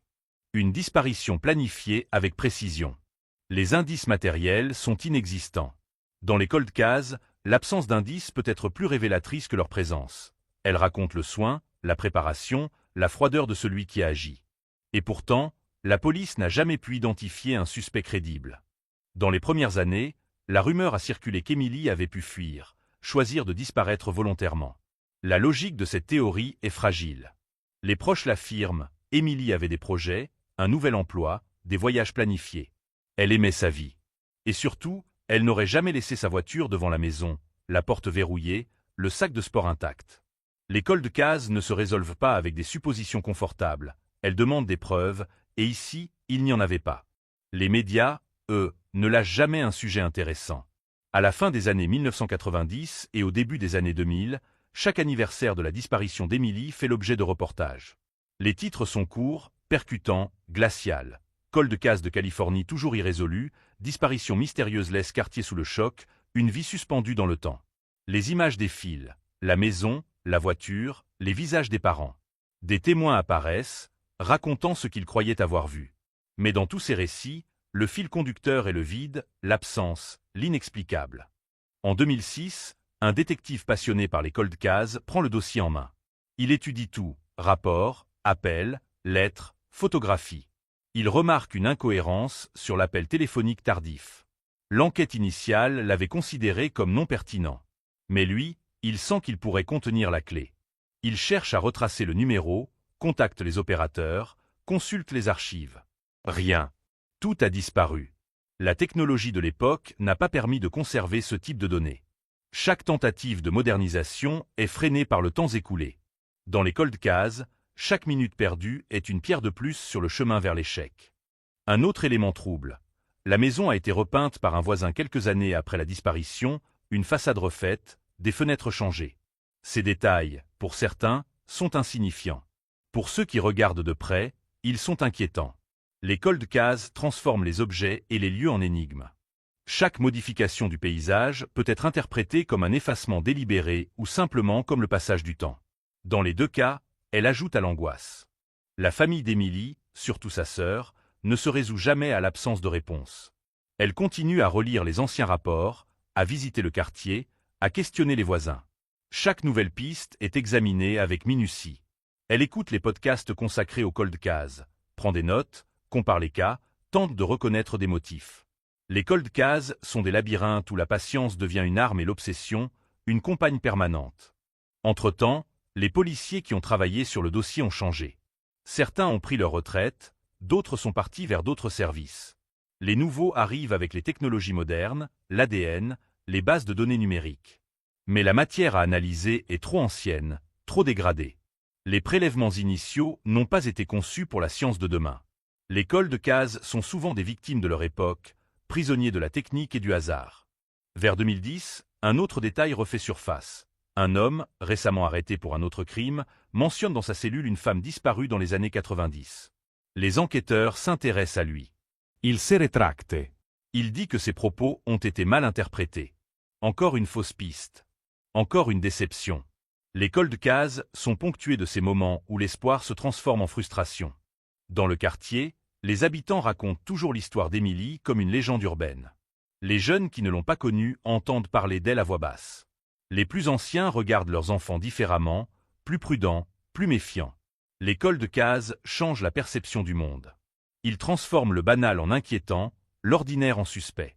Chaque bruit nocturne devient une question, chaque ombre une hypothèse. Un jour, la sœur d'Emily reçoit une nouvelle lettre, anonyme, semblable à celle d'il y a 10 ans.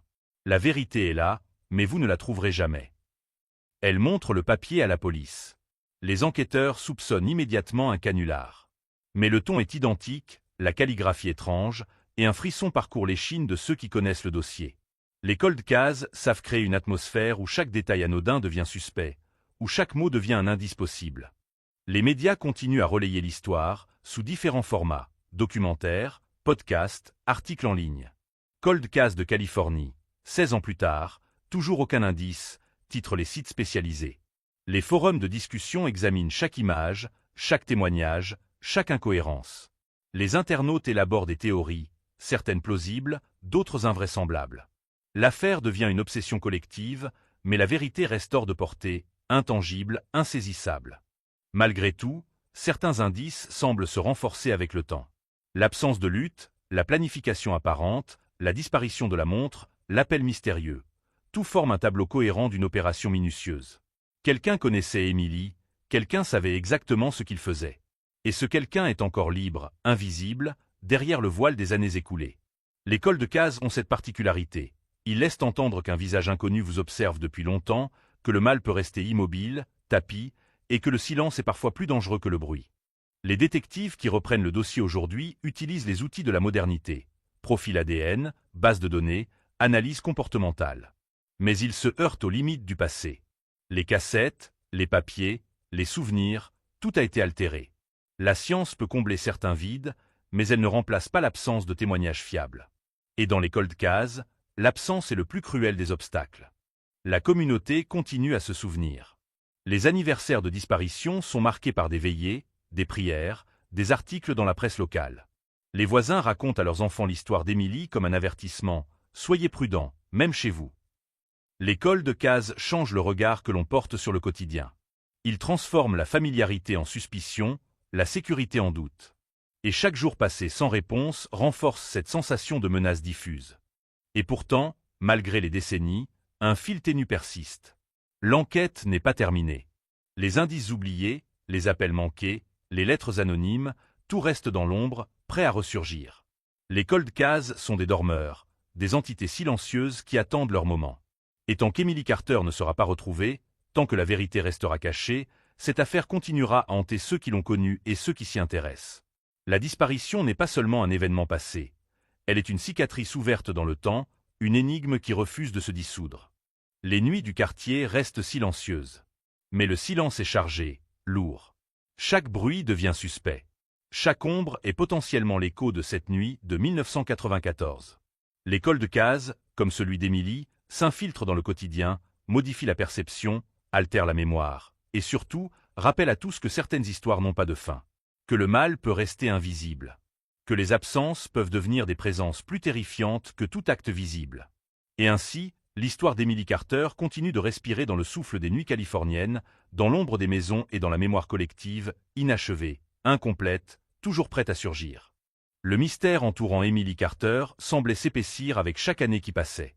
Les archives poussiéreuses du commissariat s'entassaient, chaque feuille marquée d'une note, chaque photo annotée d'un point d'interrogation.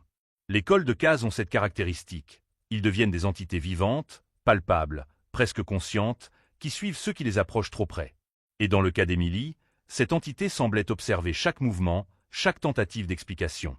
Rien ne se déroulait sans que le dossier ne laisse sentir sa présence, silencieuse mais insistante. En 2012, une avancée technologique promettait de relancer l'affaire. La police commença à utiliser des logiciels de reconnaissance faciale pour analyser toutes les images disponibles, des caméras de surveillance, des photographies personnelles, des clichés de voisins. Mais les années avaient effacé la plupart des traces. Les images étaient floues, pixelisées, imprécises. Les visages se mêlaient dans un brouillard indistinct. Et pourtant, le détective en charge sentait qu'un indice se cachait, quelque part dans ce chaos visuel, une preuve minuscule, presque imperceptible, qui pourrait enfin révéler la vérité. Parallèlement, la communauté locale n'avait jamais cessé de se souvenir. Les journaux commémoraient la disparition chaque année, mais avec un ton différent, plus froid, plus distant, mais toujours marquant. Cold case 1994, 18 ans plus tard, toujours aucun signe d'Emily Carter. Les forums en ligne et les réseaux sociaux reprenaient l'histoire, analysant chaque photo, chaque témoignage, chaque appel manqué. Les internautes reconstruisaient la vie d'Emily, explorant son réseau de relations, ses habitudes, ses voyages. Certains théorisaient qu'elle avait été enlevée par quelqu'un qu'elle connaissait, d'autres qu'elle avait été victime d'un criminel opportuniste. Mais aucune de ces théories n'aboutissait à un nom, à un visage, à une vérité tangible. Un soir d'hiver, un appel anonyme parvient au commissariat. La voix est basse, hésitante, presque tremblante. Vous cherchez depuis trop longtemps, vous n'êtes pas prêt à entendre ce qui s'est passé. La ligne est coupée avant que toute question ne puisse être posée. Les enquêteurs analysent le numéro, tentent de remonter à la source. Rien. Le mystère persiste. La menace implicite, le ton glacial, crée un nouveau frisson de tension. Dans les cold cases, le temps n'affaiblit pas seulement l'affaire. Il intensifie les émotions, la peur et l'angoisse. Le détective en charge décide de retracer tous les contacts d'Emily dans la semaine qui précède sa disparition. Il découvre des conversations téléphoniques jamais signalées, des courriels supprimés, des rencontres inhabituelles avec des collègues. Chaque détail est minime, chaque piste fragile. Mais cumulativement, elle dessine un réseau complexe, une toile que personne n'avait analysée auparavant. Certaines interactions semblent anodines, mais à la lumière de la disparition, elles prennent un caractère inquiétant. Une rencontre dans un parking vide, un message crypté sur un carnet, une mention d'un rendez-vous jamais honoré. Tout devient suspect, tout devient crucial. Les voisins, eux, se souviennent de détails fragmentaires. Une voiture étrangère stationnée à proximité la nuit de la disparition. Une silhouette traversant la rue à pas précipités. Une lumière qui s'allume puis s'éteint dans une maison voisine, inhabituelle pour cette heure. Ces souvenirs, rapportés à des années de distance, sont incertains. La mémoire humaine est faillible. Mais dans le contexte d'un cold case, chaque fragment, même flou, devient un indice potentiel. Chaque témoignage doit être analysé, recroisé, comparé à la chronologie des événements. En parallèle, la police tente d'utiliser les nouvelles méthodes scientifiques. Les prélèvements ADN conservés sont soumis à des analyses plus sophistiquées. Des échantillons auparavant inutilisables révèlent des traces infimes, impossibles à interpréter à l'époque. Mais ces résultats ne mènent qu'à davantage de questions. Le matériel biologique est ambigu, aucun profil ne correspond au suspect connu. Le cold case s'ouvre à de nouvelles dimensions. La science peut détecter ce qui échappait autrefois, mais elle ne garantit pas que la vérité émergera. Chaque résultat devient un nouvel élément du puzzle, mais jamais la pièce centrale. Les médias, eux, relancent l'affaire de façon sporadique. Des documentaires apparaissent sur des chaînes locales et nationales. Emily Carter, la disparition qui entre Rancho Cordova. Des experts commentent, analysent, spéculent. Chaque intervention publique attire de nouveaux témoignages. Des personnes qui n'avaient jamais parlé auparavant contactent le commissariat. Mais beaucoup de ces récits sont confus, contradictoires, parfois même inventés. Les cold cases attirent le spectaculaire autant que la vérité. Et cette dualité rend l'affaire encore plus déroutante. En 2015, un ancien voisin apporte une information qui, selon lui, a été ignorée à l'époque. Il se souvient d'un bruit métallique, un grincement inhabituel près du garage d'Emily, quelques minutes avant qu'elle ne disparaisse. Personne n'avait remarqué à l'époque, personne n'avait pensé à signaler. Les enquêteurs revisitent la scène, mais le temps a effacé les traces. Le garage a été repeint, le sol nettoyé, les objets déplacés. Pourtant, la mention de ce grincement devient un point de départ pour réexaminer les témoignages et la chronologie. Dans les cold cases, chaque détail oublié peut réapparaître avec un poids insoupçonné. Les réseaux sociaux contribuent à maintenir l'affaire vivante. Des groupes se forment, dédiés exclusivement aux cold cases californiens. Les participants échangent théories, indices, documents d'archives. Certains créent des cartes des déplacements supposés d'Emily, tentant de reconstituer sa dernière nuit. La communauté virtuelle agit comme un prolongement du travail policier, mais sans la rigueur ni la validation officielle. Chaque hypothèse devient un récit parallèle, un miroir de la peur et de l'obsession humaine. Les cold cases ne sont pas seulement des enquêtes. Ce sont des histoires que les gens continuent de raconter, de répéter, d'interroger. Parmi ces récits, un motif se détache. Emily connaissait celui ou celle qui l'a approché. Les témoins évoquent des mouvements, des présences, des sons familiers. Pas de lutte, pas de résistance. Cela suggère qu'elle a fait confiance, qu'elle a baissé sa garde. Et cette confiance trahie devient le fil rouge de l'enquête, l'élément central qui pourrait expliquer l'absence totale de chaos. Dans les cold cases, la psychologie des victimes et des auteurs est aussi cruciale que les preuves matérielles. Comprendre la dynamique humaine devient un moyen d'approcher l'inexplicable. Chaque tentative de rapprochement avec la vérité s'accompagne de frustrations nouvelles. Des témoins se rétractent, des preuves disparaissent, des hypothèses se révèlent fausses. Mais l'obsession persiste. Le détective principal, malgré la fatigue, l'usure, les critiques et les échecs, continue à explorer chaque piste, chaque témoignage, chaque recoin de l'affaire. Dans les cold cases, cette persistance est souvent la seule arme contre l'oubli et le silence. Et la longue durée du temps, au lieu d'affaiblir l'enquête, la rend plus complexe, plus dense, plus difficile à abandonner. La maison d'Emily, repeinte et réaménagée, reste un symbole. Les nouveaux occupants parlent rarement de la disparition. Les voisins, eux, observent encore, à distance. Chaque mouvement dans la rue, chaque lumière allumée après la tombée de la nuit, ravive les souvenirs. Les cold cases imprègnent le lieu, le modifient subtilement, comme si les murs eux-mêmes conservaient la mémoire de ce qui s'était passé. Et cette mémoire silencieuse exerce une pression constante sur la communauté, rappelant que certaines histoires ne meurent jamais vraiment. Les années passant, la sœur d'Emily devient une figure centrale dans le maintien de la mémoire du dossier. Elle organise des veillées, participe à des interviews, compile les informations publiées par les médias et les forums. Elle observe les nouvelles technologies, espérant qu'un jour elles permettront de faire émerger la vérité. Les cold cases ne concernent pas uniquement la police. Ils appartiennent aussi aux familles, aux communautés, aux témoins. Chacun devient un gardien involontaire de l'histoire, porteur d'une obsession qui ne peut se dissiper. Puis, en 2018, une avancée inattendue. Un laboratoire de biologie génétique annonce pouvoir analyser de très petites traces ADN, même anciennement contaminées. La police soumet certains échantillons conservés depuis 1994. Les résultats sont partiels, ambigus, mais ils offrent une direction. Pas de nom précis, mais un profil qui n'avait jamais été détecté auparavant. Le cold case semble respirer à nouveau, avec prudence, mais avec une intensité nouvelle. Chaque piste devient plus précieuse, plus urgente. L'espoir renaît, fragile, incertain, mais réel. Et au milieu de cette quête renouvelée, le souvenir de la nuit de 1994 reste intact.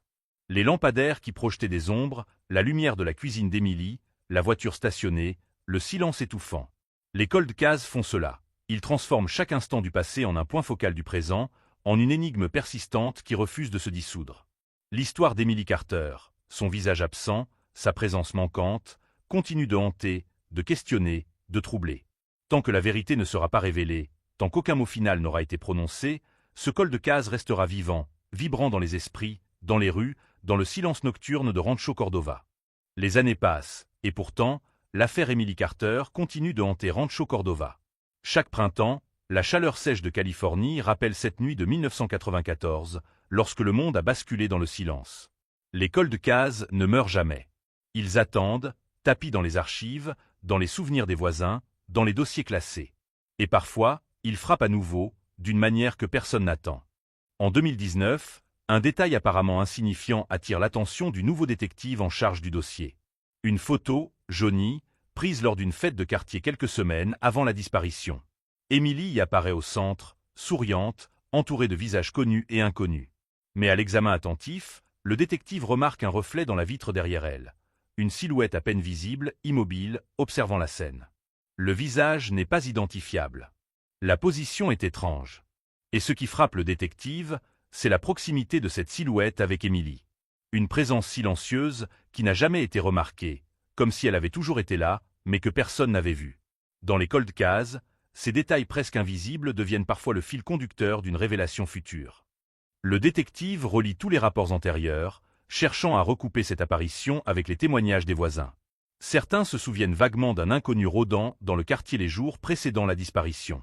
D'autres affirment avoir vu des voitures stationnées pendant des heures, dont personne ne pouvait identifier le propriétaire. Tout concorde pour suggérer que quelqu'un a surveillé Emily.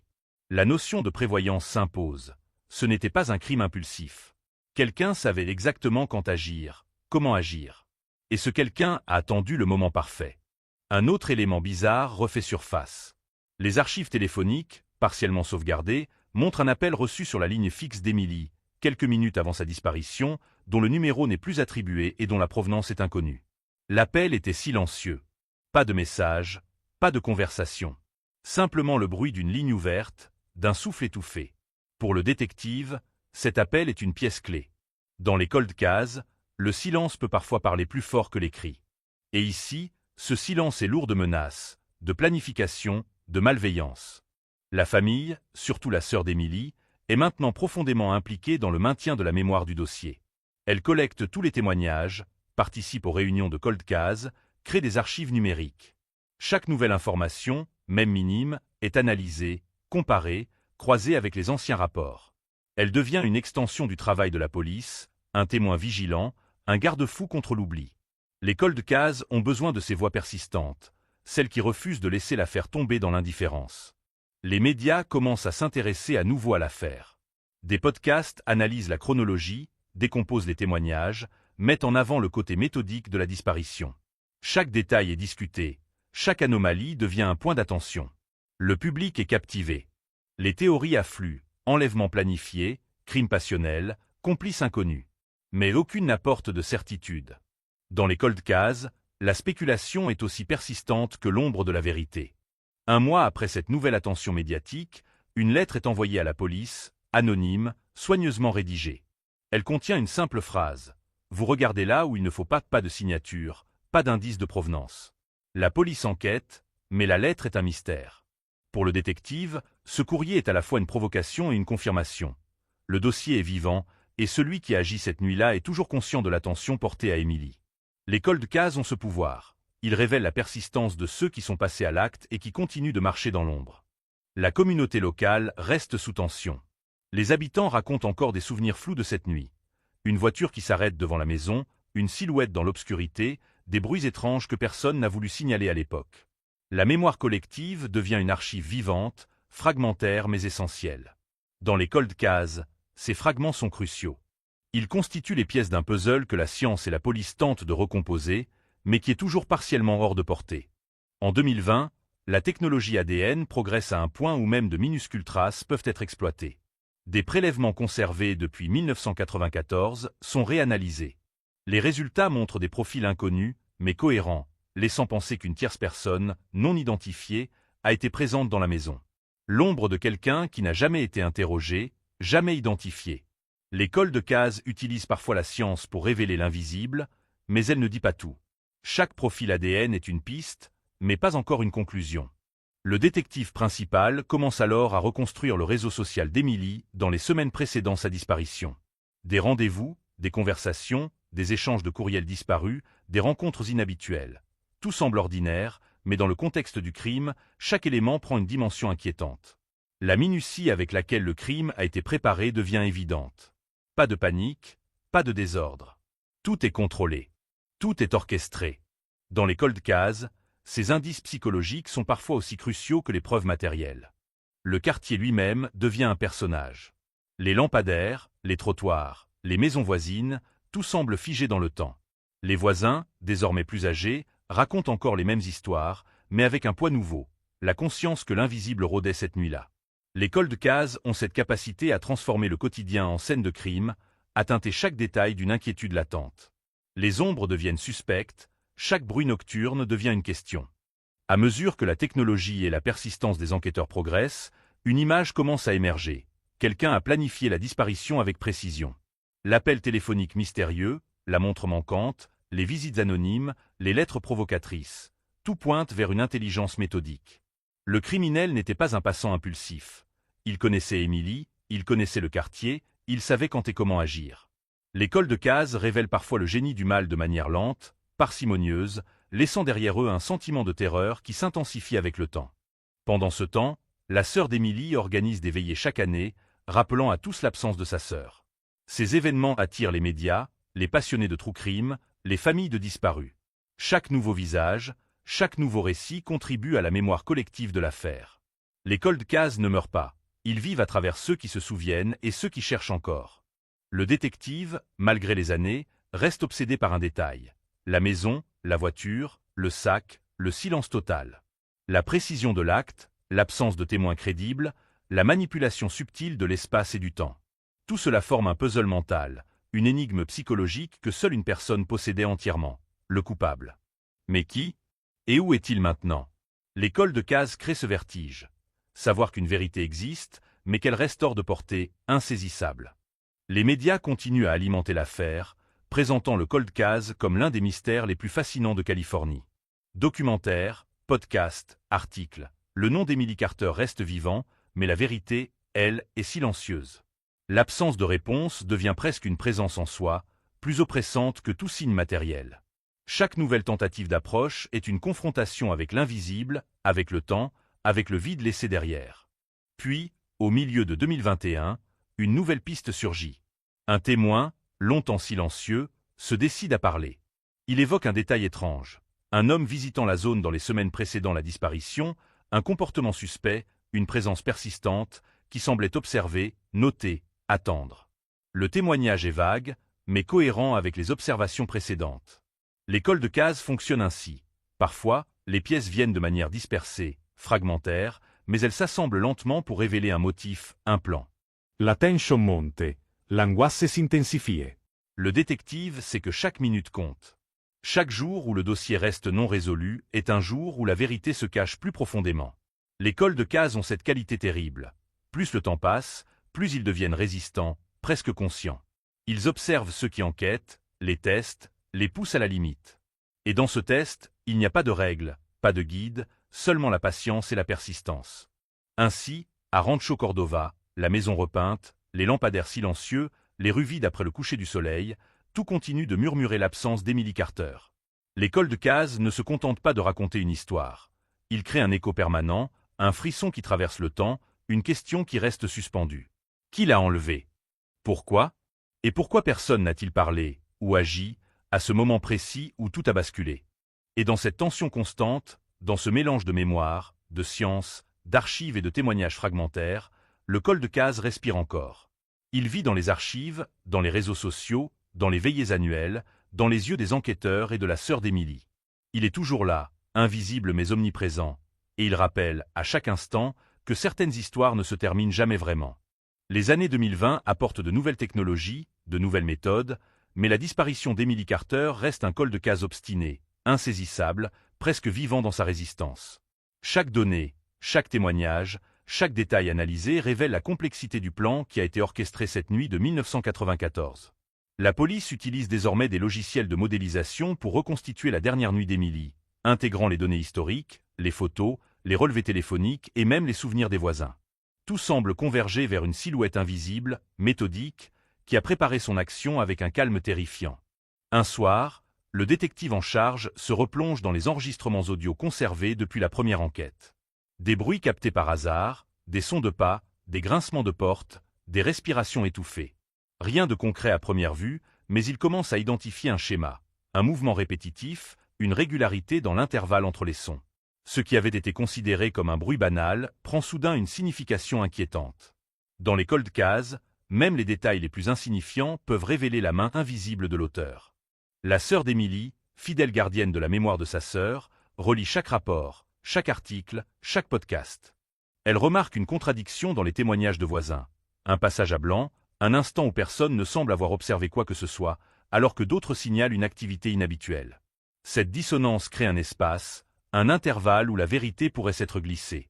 Dans les cold cases, ces intervalles sont souvent cruciaux. Ils révèlent non pas ce qui a été fait, mais ce qui a été évité de voir, ce qui a été caché sous le voile du quotidien. Le détective décide alors de revisiter physiquement la maison, la rue, le quartier.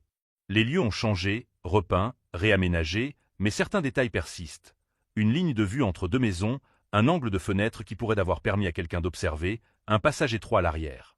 Chaque mètre carré devient une scène d'investigation, chaque objet un possible indice. Les cold cases transforment les espaces ordinaires en terrain miné par l'imagination, où chaque détail compte et chaque omission devient suspecte. En parallèle, un ancien collègue d'Emily se rappelle d'une rencontre étrange.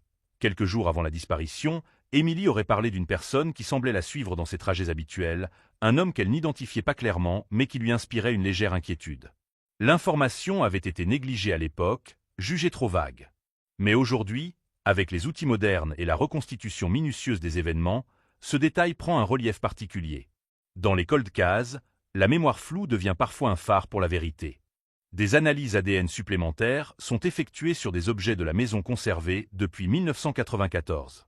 Les technologies de pointe permettent de détecter des traces infimes, presque invisibles à l'œil humain. Les résultats révèlent une présence étrangère, jamais identifiée auparavant, un profil qui ne correspond à aucun suspect connu. Le cold case semble respirer à nouveau, éveillé par la science. Chaque indice devient un puzzle, chaque fragment une pièce qui pourrait révéler l'image complète si quelqu'un parvient à assembler toutes les pièces correctement. La communauté locale continue à être marquée par l'absence d'Émilie. Les anniversaires de sa disparition sont ponctués de veillées, de rassemblements, d'hommages silencieux. Les voisins plus âgés parlent encore de cette nuit avec un mélange de peur et de fascination. Un rappel que certaines absences laissent une empreinte permanente. L'école de Case transforme la mémoire collective, créant des souvenirs imbriqués de ce qui a été vu et de ce qui n'a jamais été compris. Une piste inattendue apparaît lorsqu'un témoin longtemps silencieux se décide à parler, motivé par la médiatisation du dossier. Il évoque un comportement étrange observé dans les semaines précédant la disparition. Des déplacements précis, des apparitions furtives, une attention constante portée à Émilie. Le témoignage est fragmentaire, mais il s'insère parfaitement dans le schéma déjà établi par les indices précédents. L'école de Case fonctionne ainsi.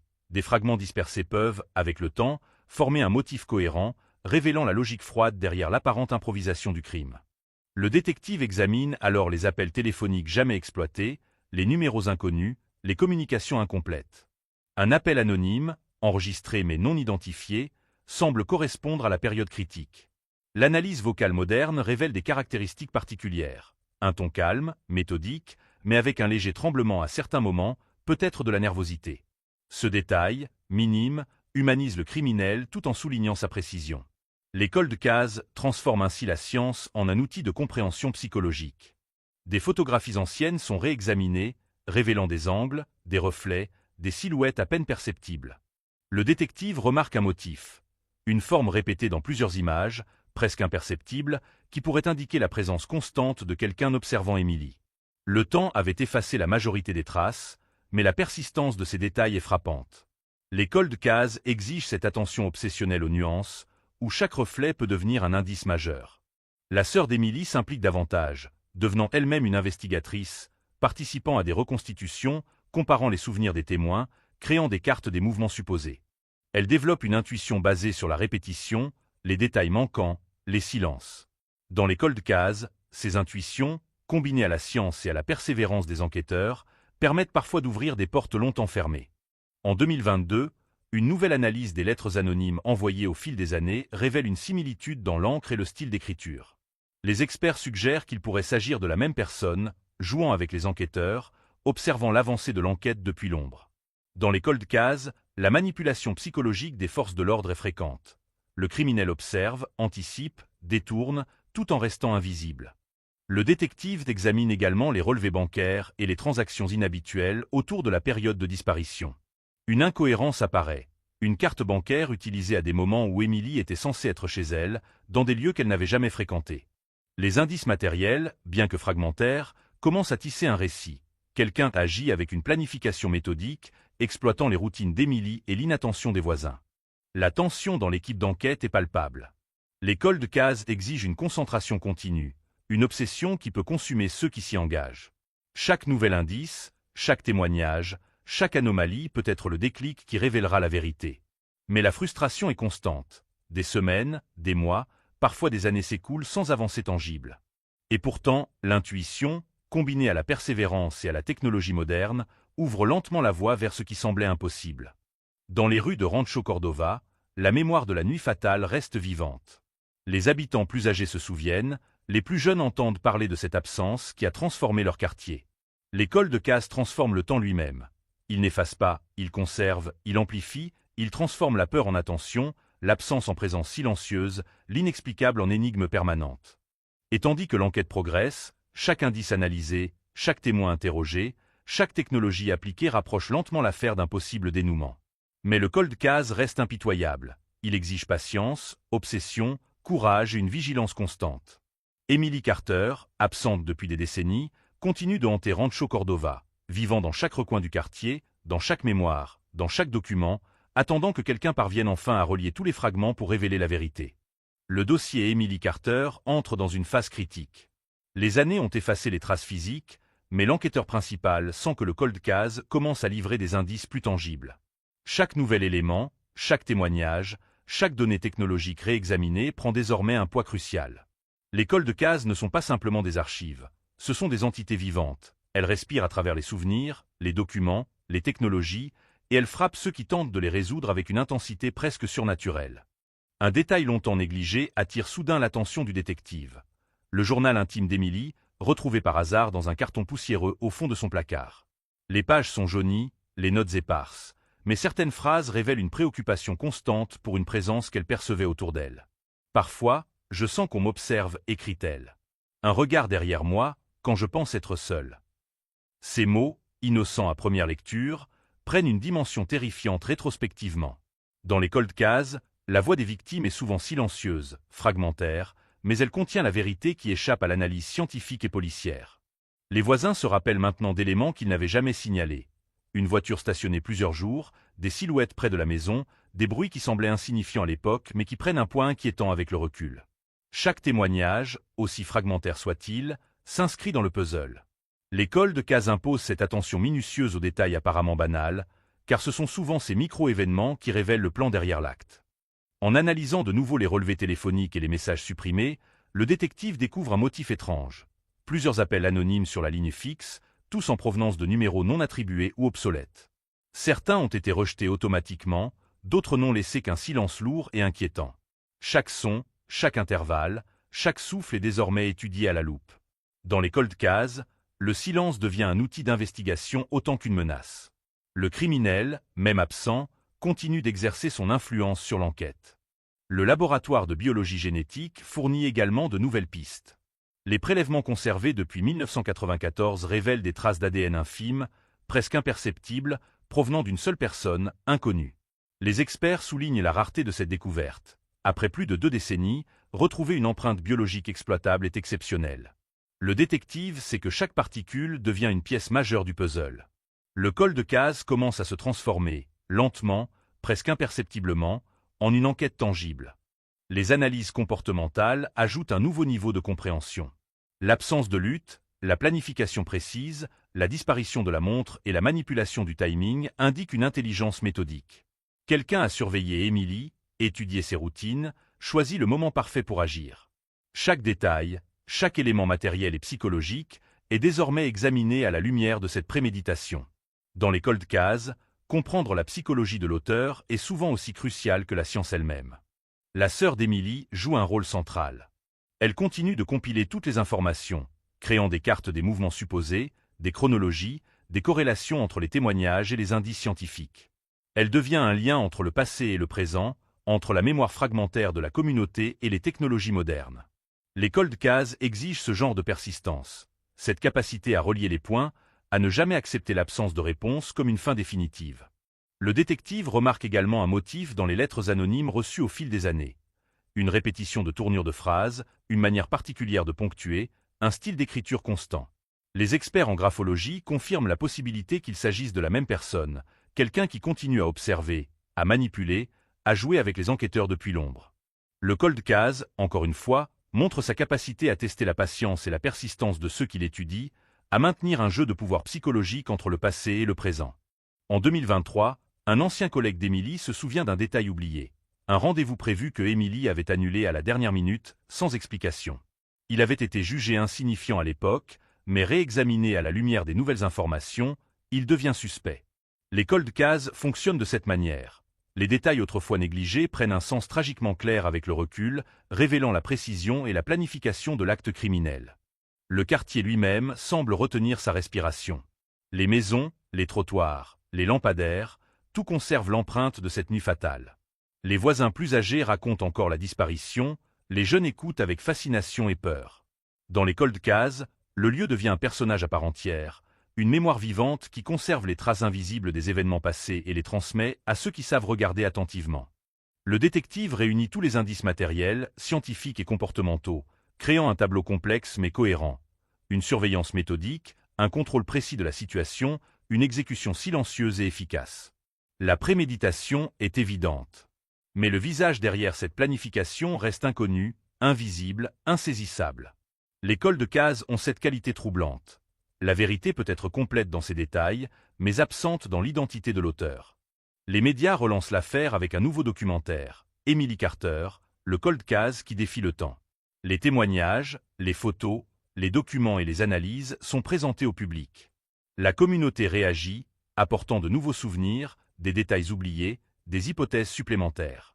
Chaque intervention publique devient une chance de faire émerger de nouvelles informations, mais elle rappelle aussi la persistance de l'absence. Le cold case reste vivant, omniprésent, et il continue de hanter ceux qui s'y intéressent.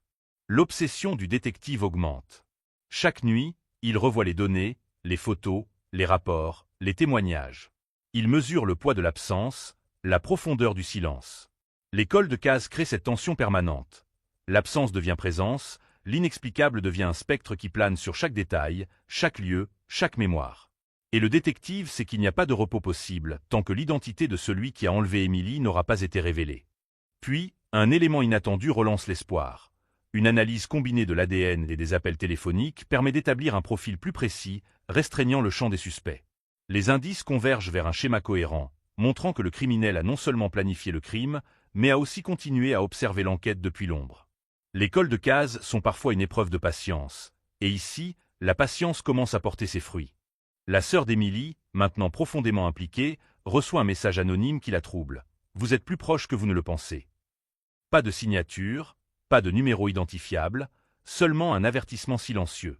Les cols de Case entretiennent ce sentiment de présence persistante, où l'ombre de l'auteur plane constamment sur l'enquête.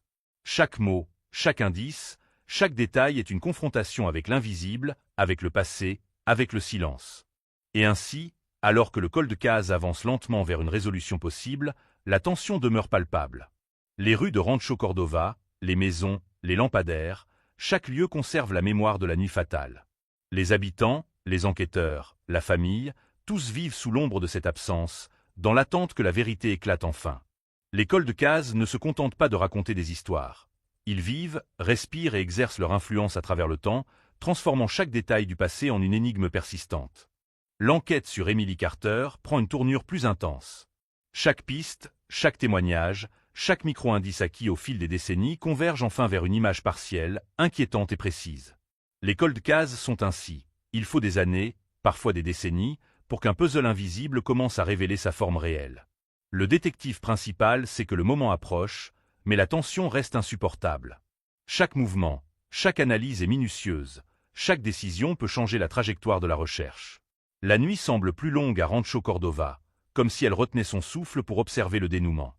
Une analyse combinée de tous les profils ADN connus et inconnus révèle une correspondance partielle avec une base de données ancienne, jamais vérifiée correctement auparavant. Le laboratoire insiste sur la prudence. Le résultat n'est pas définitif, mais il indique une piste crédible, une personne potentiellement reliée au crime. Les cols de Case reposent souvent sur ces infimes probabilités. Un fil microscopique qui peut soit conduire à la vérité, soit se dissoudre dans l'incertitude. Mais pour le détective, cette nouvelle information est un souffle de lumière dans l'obscurité persistante. Parallèlement, des témoins locaux, jusqu'alors silencieux, se manifestent. Ils évoquent des détails oubliés ou négligés. Un véhicule garé la nuit, des allées et venues dans le quartier, un comportement étrange de voisins ou de visiteurs inconnus. Même si certains récits sont fragmentaires ou contradictoires, le détective commence à discerner un schéma. Le criminel observait, planifiait et contrôlait chaque aspect de l'environnement. Les cols de Case transforment ces souvenirs épars en pièces d'un puzzle stratégique, révélant un plan méthodique derrière l'apparente spontanéité de l'acte. La sœur d'Emily continue à maintenir la mémoire du dossier vivante. Elle reconstitue les chronologies, recoupe les indices avec les analyses ADN et les relevés téléphoniques. Elle devient un vecteur essentiel entre le passé et le présent, entre les souvenirs fragmentés de la communauté et les technologies modernes de l'enquête. Dans les cols de Case, cette persistance est souvent le seul moyen de garder le dossier actif, d'empêcher qu'il ne s'éteigne dans l'oubli. Une série d'appels anonymes reçus au fil des années est réexaminée à l'aide de nouvelles technologies de reconnaissance vocale.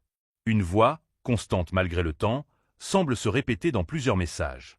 Les experts suggèrent qu'il pourrait s'agir de la même personne qui a suivi l'enquête depuis l'ombre, jouant avec les enquêteurs, testant leur patience et leur vigilance. Les cols de Case montrent souvent ce type de manipulation psychologique. Le criminel, invisible, observe, contrôle et influence l'enquête de loin.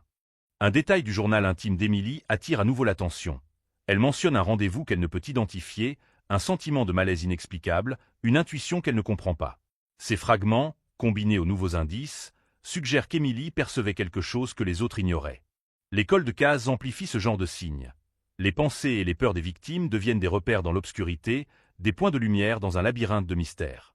La maison d'Emily, repeinte mais conservant sa configuration originale, est revisitée. Les angles de fenêtres, les passages étroits, les points de vue vers la rue, chaque détail spatial est analysé. Le détective crée une simulation virtuelle de la nuit de la disparition, intégrant toutes les informations acquises depuis des années. Chaque pas, chaque position, chaque interaction est reconstituée, et un motif précis commence à apparaître.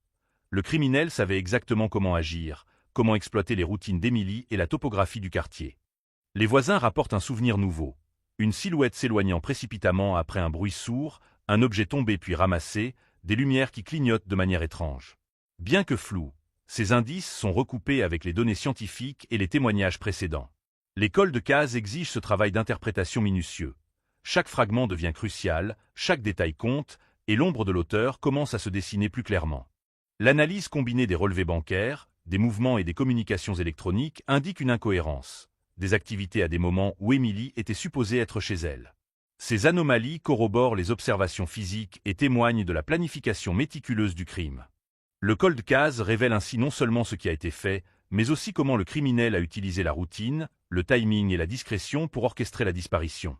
Le détective observe le quartier la nuit, scrutant chaque ombre, chaque reflet, chaque mouvement suspect. Rancho Cordova semble figé dans le temps, comme si les rues retenaient le souffle de cette nuit fatale. L'école de Case transforme l'espace lui-même en participant à l'enquête. Les lampadaires, les trottoirs, les maisons, tout devient témoin silencieux, porteur d'informations invisibles mais essentielles. Une reconstitution minutieuse des événements de la nuit révèle que le criminel a agi avec une précision extrême. Aucun signe de lutte, aucune preuve directe, juste une exécution silencieuse et méthodique. L'école de Case met en lumière cette intelligence du crime, la rigueur dans la planification, la capacité à manipuler l'environnement et à rester invisible. Chaque détail matériel, chaque indice psychologique, chaque souvenir fragmentaire s'assemble pour créer un schéma cohérent de l'acte. Les lettres anonymes et les messages cryptiques sont analysés de nouveau. Les experts en graphologie et en linguistique détectent des motifs récurrents, confirmant la possibilité d'une seule personne derrière toutes ces communications. Le cold case met en évidence la manipulation psychologique. L'auteur continue à observer, à influencer, à contrôler depuis l'ombre, testant la patience et la persévérance des enquêteurs et de la famille d'Emily. Un témoin inattendu, longtemps silencieux, révèle un élément crucial, un déplacement étrange dans le quartier, juste avant la disparition. Cette information recoupe les autres indices, les appels anonymes, les traces ADN, les anomalies de routine. Les cold cases fonctionnent ainsi. Parfois, la vérité émerge d'une combinaison de fragments épars, de souvenirs longtemps négligés et de données scientifiques accumulées. La tension monte. Chaque indice rapproché, chaque témoignage recoupé, chaque analyse scientifique place le détective et la famille d'Emily au seuil d'une révélation. Les cold cases exigent cette persévérance. La vérité est là, invisible mais palpable, et chaque effort supplémentaire pourrait dévoiler l'identité de l'auteur. Rancho Cordova semble retenir son souffle, les rues silencieuses attendant que le mystère se résolve.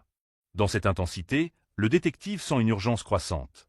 Le temps presse, les témoins vieillissent, les souvenirs s'estompent, et chaque jour perdu éloigne la possibilité d'une résolution complète. Mais l'ombre de la détermination persiste. La science, les souvenirs, les indices matériels et comportementaux convergent enfin vers un schéma clair. Le cold case montre sa puissance. Après presque 3 décennies, il peut encore être résolu, mais il exige la perfection dans l'analyse et la patience dans l'exécution. Et tandis que l'enquête atteint ce point critique, chaque élément acquis au fil des ans prend sa juste place.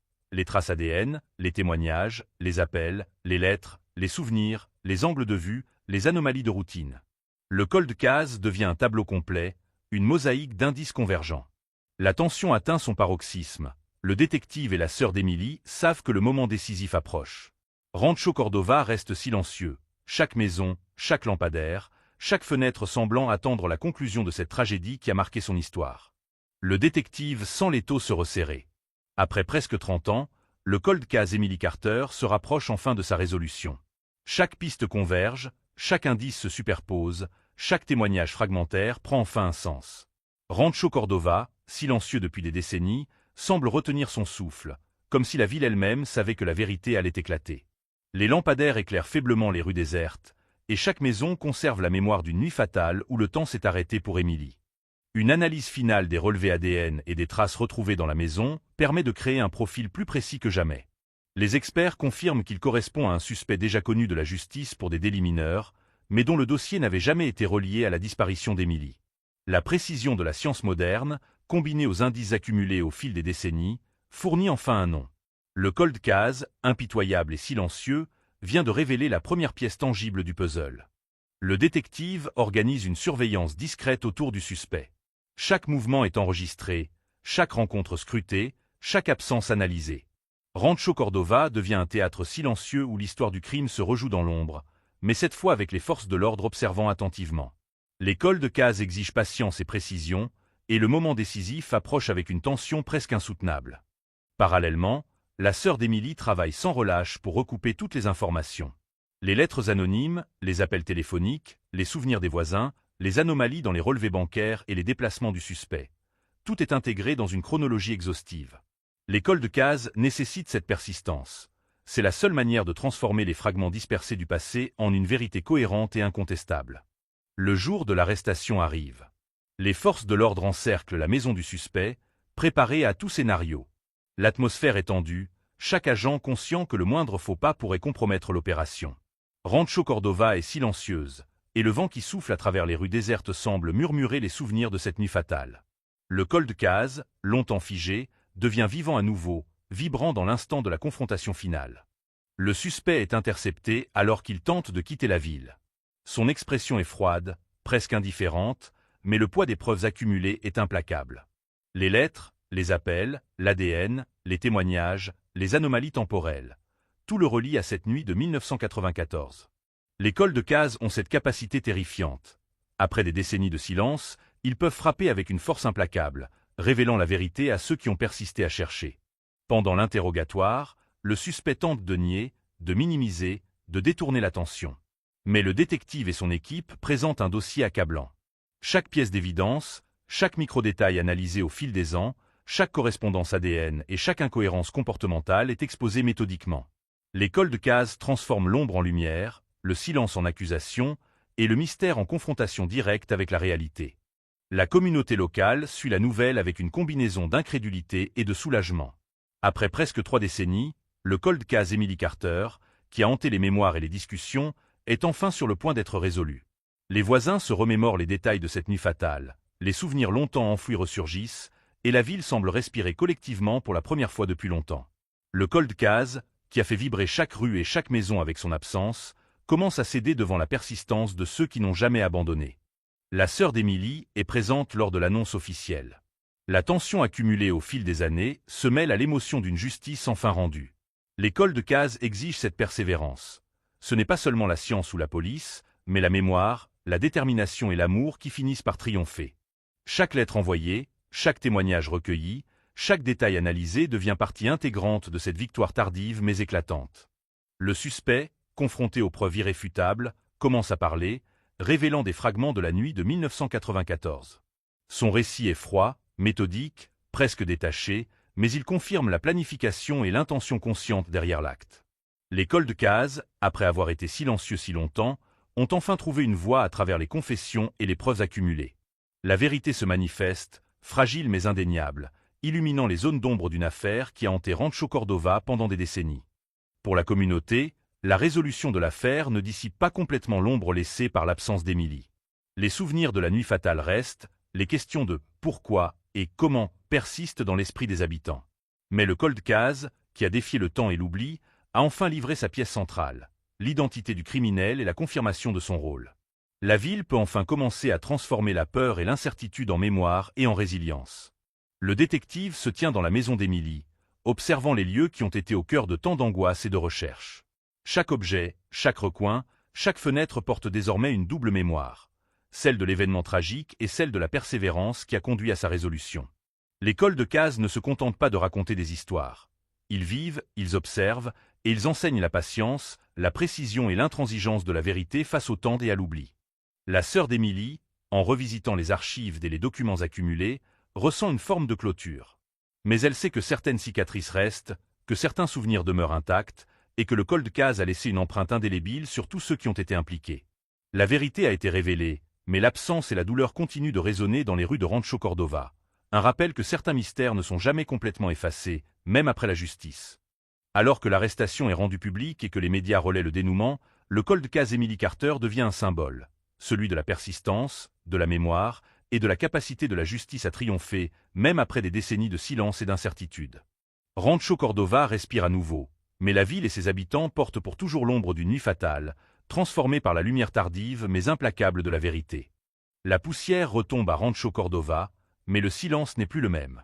Le cold case Emily Carter, longtemps figé dans l'ombre, a révélé son visage.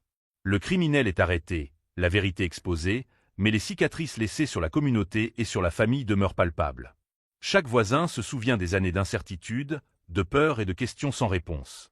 Les rues, autrefois témoins silencieuses d'un crime impuni, portent désormais la mémoire d'une justice tardive, mais aussi celle d'un traumatisme qui ne s'efface jamais complètement. La sœur d'Emily continue de veiller sur la mémoire de sa sœur. Les veillées annuelles, les hommages, les interviews, tout devient une manière de transformer le chagrin en vigilance. Dans les cold cases, cette mémoire active est essentielle. Elle empêche l'affaire de sombrer dans l'oubli et elle rappelle que derrière chaque chiffre, chaque dossier, il y a une vie perdue et des familles marquées à jamais. Chaque photo, chaque lettre, chaque objet conservé devient un symbole, un rappel silencieux mais puissant de ce qui a été et de ce qui aurait pu être évité.